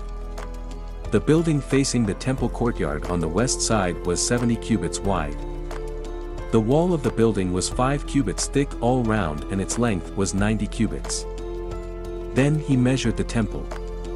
It was 100 cubits long, and the temple courtyard and the building with its walls were also 100 cubits long. The width of the temple courtyard on the east, including the front of the temple, was 100 cubits. Then he measured the length of the building facing the courtyard at the rear of the temple, including its galleries on each side. It was 100 cubits. The main hall, the inner sanctuary, and the portico facing the court, as well as the thresholds and the narrow windows and galleries round the 3 of them. Everything beyond and including the threshold was covered with wood. The floor, the wall up to the windows, and the windows were covered. In the space above the outside of the entrance to the inner sanctuary, and on the walls at regular intervals all around the inner and outer sanctuary, were carved cherubim and palm trees. Palm trees alternated with cherubim. Each cherub had 2 faces. The face of a human being towards the palm tree on one side, and the face of a lion towards the palm tree on the other. They were carved all around the whole temple. From the floor to the area above the entrance, cherubim and palm trees were carved on the wall of the main hall. The main hall had a rectangular door frame, and the one at the front of the most holy place was similar. There was a wooden altar 3 cubits high and 2 cubits square. Its corners, its base, and its sides were of wood. The man said to me, "This is the table that is before the Lord." Both the main hall and the most holy place had double doors. Each door had 2 leaves, 2 hinged leaves for each door. And the doors of the main hall were carved cherubim and palm trees like those carved on the walls. And there was a wooden overhang on the front of the portico. On the side walls of the portico were narrow windows with palm trees carved on each side. The side rooms of the temple also had overhangs. Ezekiel chapter 42. Then the man led me northward into the outer court, and brought me to the rooms opposite the temple courtyard and opposite the outer wall on the north side. The building whose door faced north was 100 cubits long and 50 cubits wide. Both in the section, 20 cubits from the inner court and in the section opposite the pavement of the outer court. Gallery faced gallery at the 3 levels. In front of the rooms was an inner passageway, 10 cubits wide and 100 cubits long. Their doors were on the north. Now the upper rooms were narrower, for the galleries took more space from them than from the rooms on the lower and middle floors of the building. The rooms on the top floor had no pillars, as the courts had, so they were smaller in floor space than those on the lower and middle floors. There was an outer wall parallel to the rooms and the outer court. It extended in front of the rooms for 50 cubits. While the row of rooms on the side next to the outer court was 50 cubits long, the row on the side near as the sanctuary was 100 cubits long. The lower rooms had an entrance on the east side as one enters them from the outer court. On the south side along the length of the wall of the outer court, adjoining the temple courtyard and opposite the outer wall, were rooms with a passageway in front of them. These were like the rooms on the north. They had the same length and width, with similar exits and dimensions. Similar to the doorways on the north were the doorways of the rooms on the south. There was a doorway at the beginning of the passageway that was parallel to the corresponding wall extending eastward, by which one enters the rooms. Then he said to me, "The north and south rooms facing the temple courtyard are the priests' rooms, where the priests who approach the Lord will eat the most holy offerings. There they will put the most holy offerings, the grain offerings, the sin offerings and the guilt offerings, for the place is holy. Once the priests enter the holy precincts, they are not to go into the outer court until they leave behind the garments in which they minister, for these are holy. They are to put on other clothes before they go near the places that are for the people."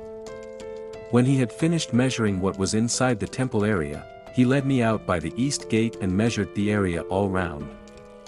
He measured the east side with the measuring rod. It was 500 cubits. He measured the north side. It was 500 cubits by the measuring rod. He measured the south side. It was 500 cubits by the measuring rod. Then he turned to the west side and measured. It was 500 cubits by the measuring rod. So he measured the area on all four sides. It had a wall round it, 500 cubits long and 500 cubits wide to separate the holy from the common. Ezekiel chapter 43. Then the man brought me to the gate facing east, and I saw the glory of the God of Israel coming from the east. His voice was like the roar of rushing waters, and the land was radiant with his glory. The vision I saw was like the vision I had seen when he came to destroy the city, and like the visions I had seen by the river Keba, and I fell face down. The glory of the Lord entered the temple through the gate facing east. Then the Spirit lifted me up and brought me into the inner court, and the glory of the Lord filled the temple. While the man was standing beside me, I heard someone speaking to me from inside the temple.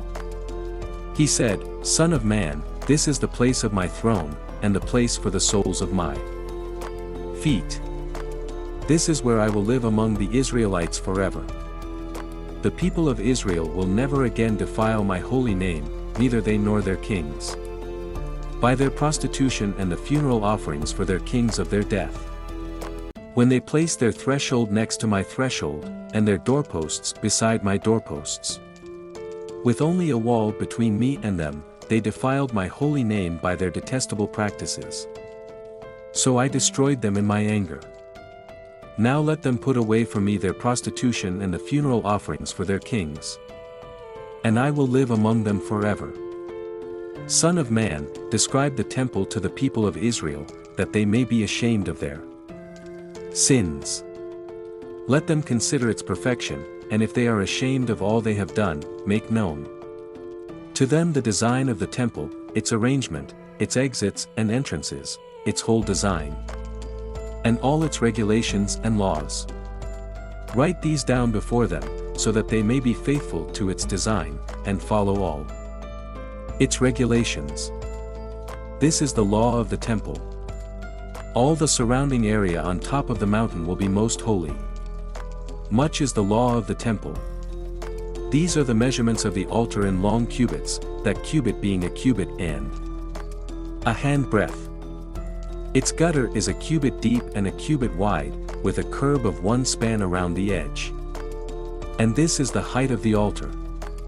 From the gutter on the ground, up to the lower ledge that goes round the altar, it is 2 cubits high, and the ledge is a cubit wide. From this lower ledge to the upper ledge that goes round the altar, it is 4 cubits high. And that ledge is also a cubit wide. Above that, the altar half is 4 cubits high, and 4 horns project upwards from the half. The altar half is square, 12 cubits long, and 12 cubits wide. The upper ledge is also a square, 14 cubits long and 14 cubits wide. All round the altar is a gutter of 1 cubit, with a curb of half a cubit. The steps of the altar face east. Then he said to me, Son of man, this is what the sovereign Lord says. These will be the regulations for sacrificing burnt offerings and splashing blood against the altar when it is built. You are to give a young bull as a sin offering to the Levitical priests of the family of Zadok, who come near to minister before me, declares the sovereign Lord. You are to take some of its blood and put it on the four horns of the altar and on the four corners of the upper ledge and all around the rim, and so purify the altar and make atonement for it. You are to take the bull for the sin offering and burn it in the designated part of the temple area outside the sanctuary. On the second day, you are to offer a male goat without defect for a sin offering, and the altar is to be purified as it was purified with the bull. When you have finished purifying it, you are to offer a young bull and a ram from the flock, both without defect. You are to offer them before the Lord, and the priests are to sprinkle salt on them and sacrifice them as a burnt offering to the Lord. For 7 days, you are to provide a male goat daily for a sin offering. You are also to provide a young bull and a ram from the flock, both without defect. For 7 days, they are to make atonement for the altar and cleanse it. Thus they will dedicate it. At the end of these days, from the 8th day on, the priests are to present your burnt offerings and fellowship offerings on the altar. Then, I will accept you, declares the sovereign Lord. Ezekiel 44. Then the man brought me back to the outgated of the sanctuary, the one facing east, and it was shut. The Lord said to me, This gate is to remain shut. It must not be opened. No one may enter through it. It is to remain shut because the Lord the God of Israel has entered through it. The prince himself is the only one who may sit inside the gateway to eat in the presence of the Lord. He is to enter by way of the portico of the gateway and go out the same way. Then the man brought me by way of the north gate to the front of the temple. I looked and saw the glory of the Lord filling the temple of the Lord, and I fell face down. The Lord said to me, Son of man, look carefully. Listen closely and give attention to everything I tell you concerning the regulations and instructions regarding the temple of the Lord. Give attention to the entrance to the temple and all the exits of the sanctuary. Say to rebellious Israel, This is what the sovereign Lord says, Enough of your detestable practices, people of Israel. In addition to all your other detestable practices, you brought foreigners uncircumcised in heart and flesh into my sanctuary, desecrating my temple while you offered me food, fat and blood, and you broke my covenant. Instead of carrying out your duty in regard to my holy things, you put others in charge of my sanctuary. This is what the sovereign Lord says, No foreigner uncircumcised in heart and flesh is to enter my sanctuary, not even the foreigners who live among the Israelites. The Levites, who went far from me when Israel went astray and who wandered from me after their idols, must bear the consequences of their sin. They may serve in my sanctuary, having charge of the gates of the temple and serving in it. They may slaughter the burnt offerings and sacrifices for the people and stand before the people and serve them, but because they serve them in the presence of their idols, and made the people of Israel fall into sin. Therefore, I have sworn with uplifted hand that they must bear the consequences of their sin. Declares the sovereign Lord, they are not to come near to serve me as priests or come near any of my holy things or my most holy offerings. They must bear the shame of their detestable practices, and I will appoint them to guard the temple for all the work that is to be done in it. But the Levitical priests, who were descendants of Zadok and who guarded my sanctuary when the Israelites went astray from me, are to come near to minister before me. They are to stand before me to offer sacrifices of fat and blood, declares the sovereign Lord. They are alone, are to enter my sanctuary. They are alone, are to come near my table to minister before me and serve me as guards. When they enter the gates of the inner court, they are to wear linen clothes. They must not wear any woolen garment while ministering at the gates of the inner court, or inside the temple. They are to wear linen turbines on their heads and linen undergarments run their waists. They must not wear anything that makes them perspire. When they go out into the outer court where the people are, they are to take off the clothes they have been ministering in and leave them in the sacred rooms and put on other clothes, so that the people are not consecrated through contact with their garments. They must not shave their heads or let their hair grow long, but they are to keep the hair of their heads trimmed. No priest is to drink wine when he enters the inner court. They must not marry widows or divorced women. They may marry only virgins of Israelite descent or widows of priests. They are to teach my people the difference between the holy and the common and show them how to distinguish between the unclean and the clean. In any dispute, the priests are to serve as judges and decide it according to my ordinances. They are to keep my laws and my decrees for all my appointed festivals, and they are to keep my Sabbaths holy. A priest must not defile himself by going near a dead person. However, if the dead person was his father or mother, son or daughter, brother or unmarried sister, then he may defile himself. After he is cleansed, he must wait 7 days. On the day he goes into the inner court of the sanctuary to minister in the sanctuary, he is to offer a sin offering for himself, declares the sovereign Lord. I am to be the only inheritance the priests have. You are to give them no possession in Israel. I will be their possession. They will eat the grain offerings, the sin offerings and the guilt offerings, and everything in Israel to vote it to the Lord will belong to them. The best of all the first fruits and of all your special gifts will belong to the priests. You are to give them the first portion of your ground meal so that a blessing may rest on your household. The priests must not eat anything, whether bird or animal, found dead or torn by wild animals. Ezekiel chapter 45. When you allot the land as an inheritance, you are to present to the Lord a portion of the land as a sacred district, 25,000 cubits long and 20,000 cubits wide. The entire area will be holy. Of this, a section 500 cubits square is to be for the sanctuary with 50 cubits around it for open land. In the sacred district measure of a section 25,000 cubits long and 10,000 cubits wide. In it will be the sanctuary, the most holy place. It will be the sacred portion of the land for the priests who minister in the sanctuary, and who draw near to minister before the Lord. It will be a place for their houses as well as a holy place for the sanctuary. An area 25,000 cubits long and 10,000 cubits wide will belong to the Levites who serve in the temple as their possession for towns to live in. You are to give the city as its property an area 5,000 cubits wide and 25,000 cubits long, adjoining the sacred portion. It will belong to all Israel. The prince will have the land bordering each side of the area formed by the sacred district and the property of the city. It will extend westward from the west side and eastward from the east side, running lengthwise from the western to the eastern border parallel to one of the tribal portions.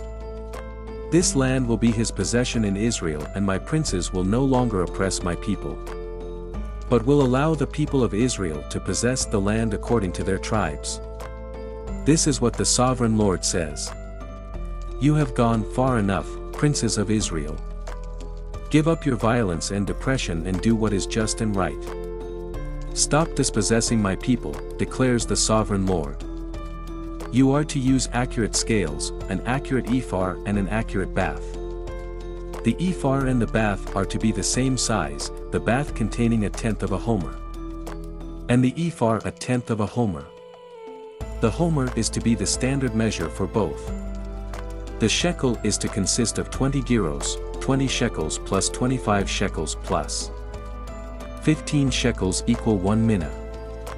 This is the special gift you are to offer.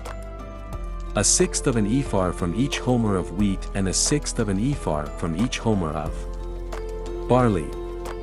The prescribed portion of olive oil measured by the bath is a tenth of a bath from each core, which consists of 10 baths or 1 homer, for 10 baths are equivalent to a homer. Also 1 sheep is to be taken from every flock of 200 from the well-watered pastures of Israel. These will be used for the grain offerings, burnt offerings and fellowship offerings to make atonement for the people, declares the sovereign Lord. All the people of the land will be required to give this special offering to the prince. In Israel, it will be the duty of the prince to provide the burnt offerings, grain offerings and drink offerings at the festivals, the new moons and the Sabbaths, at all the appointed festivals of Israel. He will provide the sin offerings, grain offerings, burnt offerings and fellowship offerings to make atonement for the Israelites.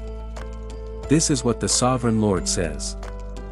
In the first month on the first day, you are to take a young bull without defect and purify the sanctuary.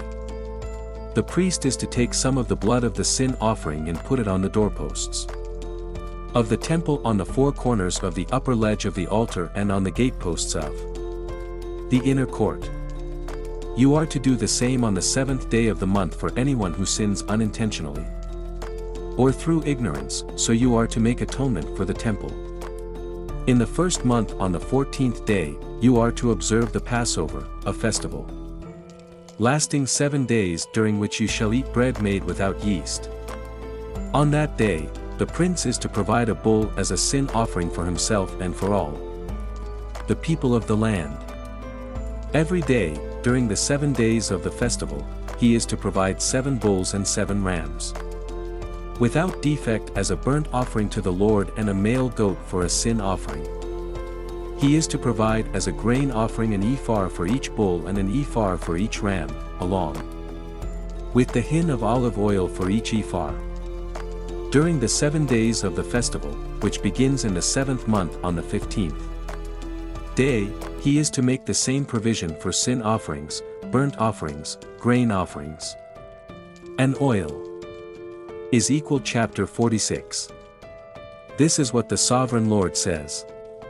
The gate of the inner court facing east is to be shut on the 6 working days, but on the Sabbath day and on the day of the new moon it is to be opened. The prince is to enter from the outside through the portico of the gateway and stand by the gatepost. The priests are to sacrifice his burnt offering and his fellowship offerings. He is to bow down and worship at the threshold of the gateway and then go out. But the gate will not be shut until evening. On the Sabbaths and new moons, the people of the land utter worship in the presence of the Lord at the entrance of that gateway.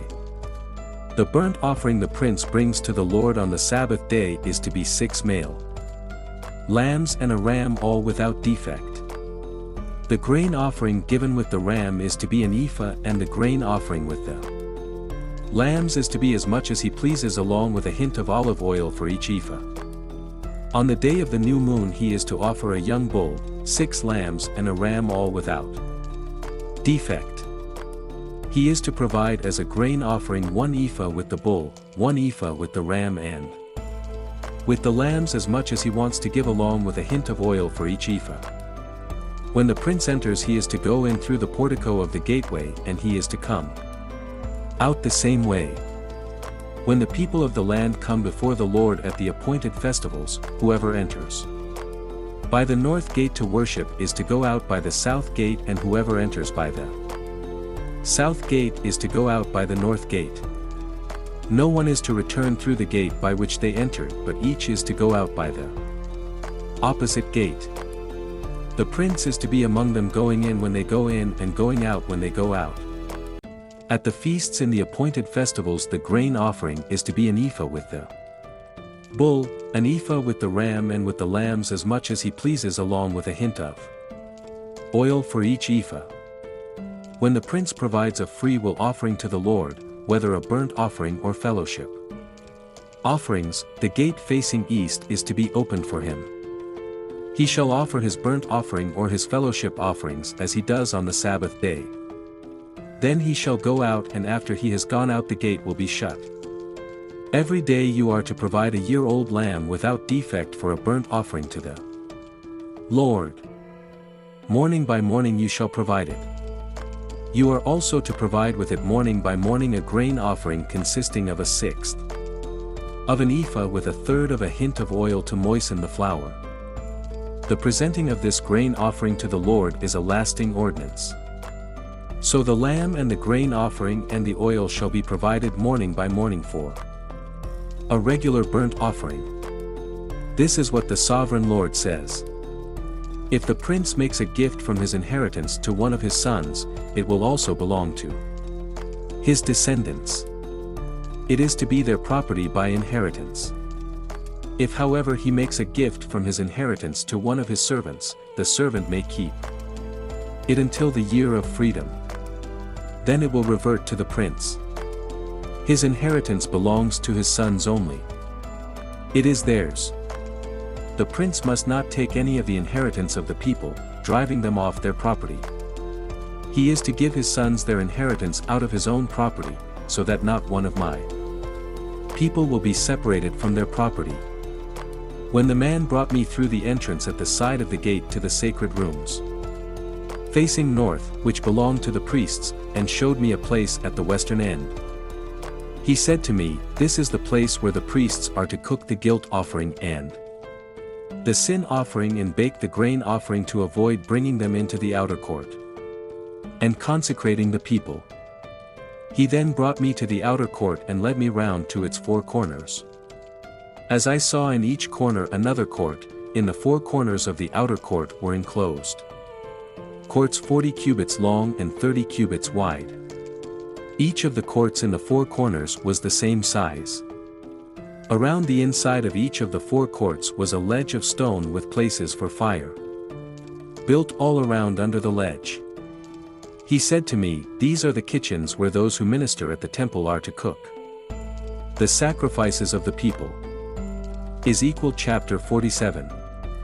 The man brought me back to the entrance to the temple, and I saw water coming out from under the threshold of the temple towards the east, for the temple faced east. The water was coming down from under the south side of the temple south of the altar. He then brought me out through the north gate and led me round the outside to the outer gate facing east, and the water was trickling from the south side. As the man went eastward with a measuring line in his hand, he measured off 1,000 cubits and then led me through the water that was ankle deep. He measured off another 1,000 cubits and led me through water that was knee deep. He measured off another 1,000 and led me through water that was up to the waist. He measured off another 1,000, by now it was a river that I could not cross, because the water had risen and was deep enough to swim in a river that no one could cross. He asked me, "Son of man, do you see this?" Then he led me back to the bank of the river. When I arrived there, I saw a great number of trees on each side of the river. He said to me, "This water flows towards the eastern region and goes down into the Arabah, where it enters the Dead Sea. When it enters into the sea, the salty water there becomes fresh. Swarms of living creatures will live wherever the river flows. There will be large numbers of fish because this water flows there and makes the salt water fresh.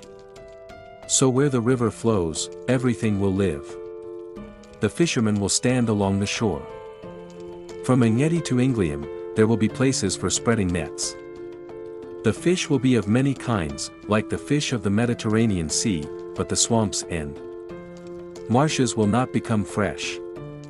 They will be left for salt. Fruit trees of all kinds will grow on both banks of the river. Their leaves will not wither, nor will their fruit fail. In a month they will bear fruit because the water from the sanctuary flows to them. Their fruit will serve for food and their leaves for healing. This is what the sovereign Lord says. These are the boundaries of the land that you will divide among the 12 tribes of Israel as their inheritance, with 2 portions for Joseph. You are to divide it equally among them because I swore with uplifted hand to give it to Your ancestors, this land will become your inheritance. This is to be the boundary of the land. On the north side it will run from the Mediterranean Sea by the Hethlon Road, past Lebo-Hamath, to Zidad, Berotha and Sibrium, which lies on the border between Damascus and Hamath, as far as Haiza. Hat-Tai-Khan, which is on the border of Haran. The boundary will extend from the sea to Haiza in Nan along the northern border of Damascus, with the border of Hamath to the north. This will be the northern boundary.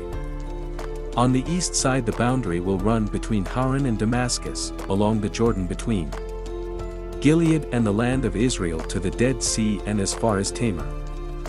This will be the eastern boundary. On the south side it will run from Tamar as far as the waters of Medabar Kadesh, then along the Wadi of Egypt to the Mediterranean Sea. This will be the southern boundary.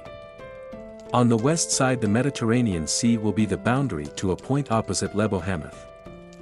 This will be the western boundary. You are to distribute this land among yourselves according to the tribes of Israel. You are to allot it as an inheritance for yourselves and for the foreigners residing among you and who have children. You are to consider them as native-born Israelites. Along with you they are to be allotted an inheritance among the tribes of Israel.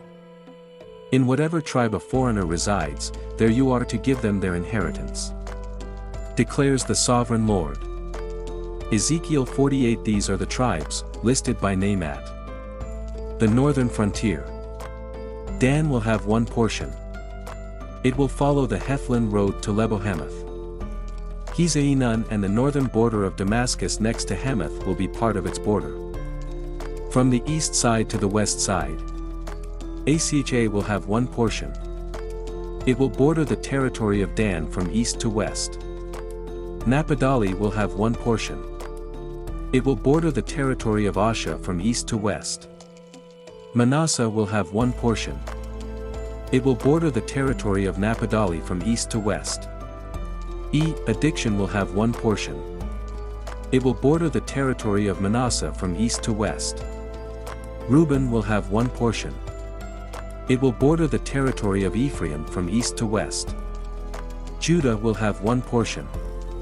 It will border the territory of Reuben from east to west. Bordering the territory of Judah from east to west will be the portion you are to present as a special gift. It will be 25,000 cubits wide, and its length from east to west will equal one of the tribal portions.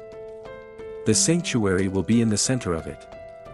The special portion you are to offer to the Lord will be 25,000 cubits long and 10,000 cubits wide. This will be the sacred portion for the priests. It will be 25,000 cubits long on the north side, 10,000 cubits wide on the west side, 10,000 cubits wide on the east side, and 25,000 cubits long on the south side. In the center of it will be the sanctuary of the Lord.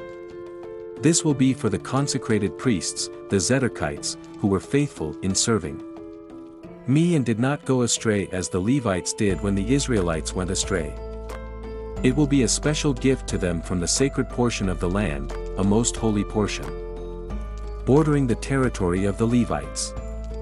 Alongside the territory of the priests, the Levites will be allotted a portion of land, 25,000 cubits long and 10,000 cubits wide. Its total length will be 25,000 cubits and its width, 10,000 cubits. They must not sell or exchange any of it. This is the best of the land and must not pass into other hands because it is holy to the Lord. The remaining area, 5,000 cubits wide and 25,000 cubits long, will be for the common use of the city for houses and for pasture land. The city will be in the center of it and will have these measurements. The north side, 4,500 cubits, the south side, 4,500 cubits, the east side, 4,500 cubits, and the west side, 4,500 cubits. The pasture land for the city will be 250 cubits on the north, 250 cubits on the south, 250 cubits on the east and 250 cubits on the west. What remains of the area, bordering on the sacred portion and running the length of it, will be 10,000 cubits on the east side and 10,000 cubits on the west side. Its produce will supply food for the workers of the city. The workers from the city who farm it will come from all the tribes of Israel. The entire portion will be a square, 25,000 cubits on each side. As a special gift, you will set aside the sacred portion along with the property of the city.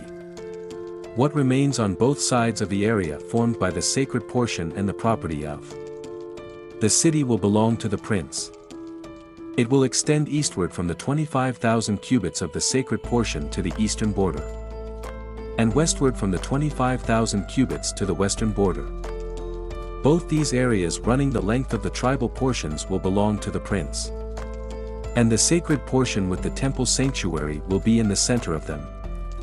So the property of the Levites and the property of the city will lie in the center of the area that belongs to the prince. The area belonging to the prince will lie between the border of Judah and the border of Benjamin.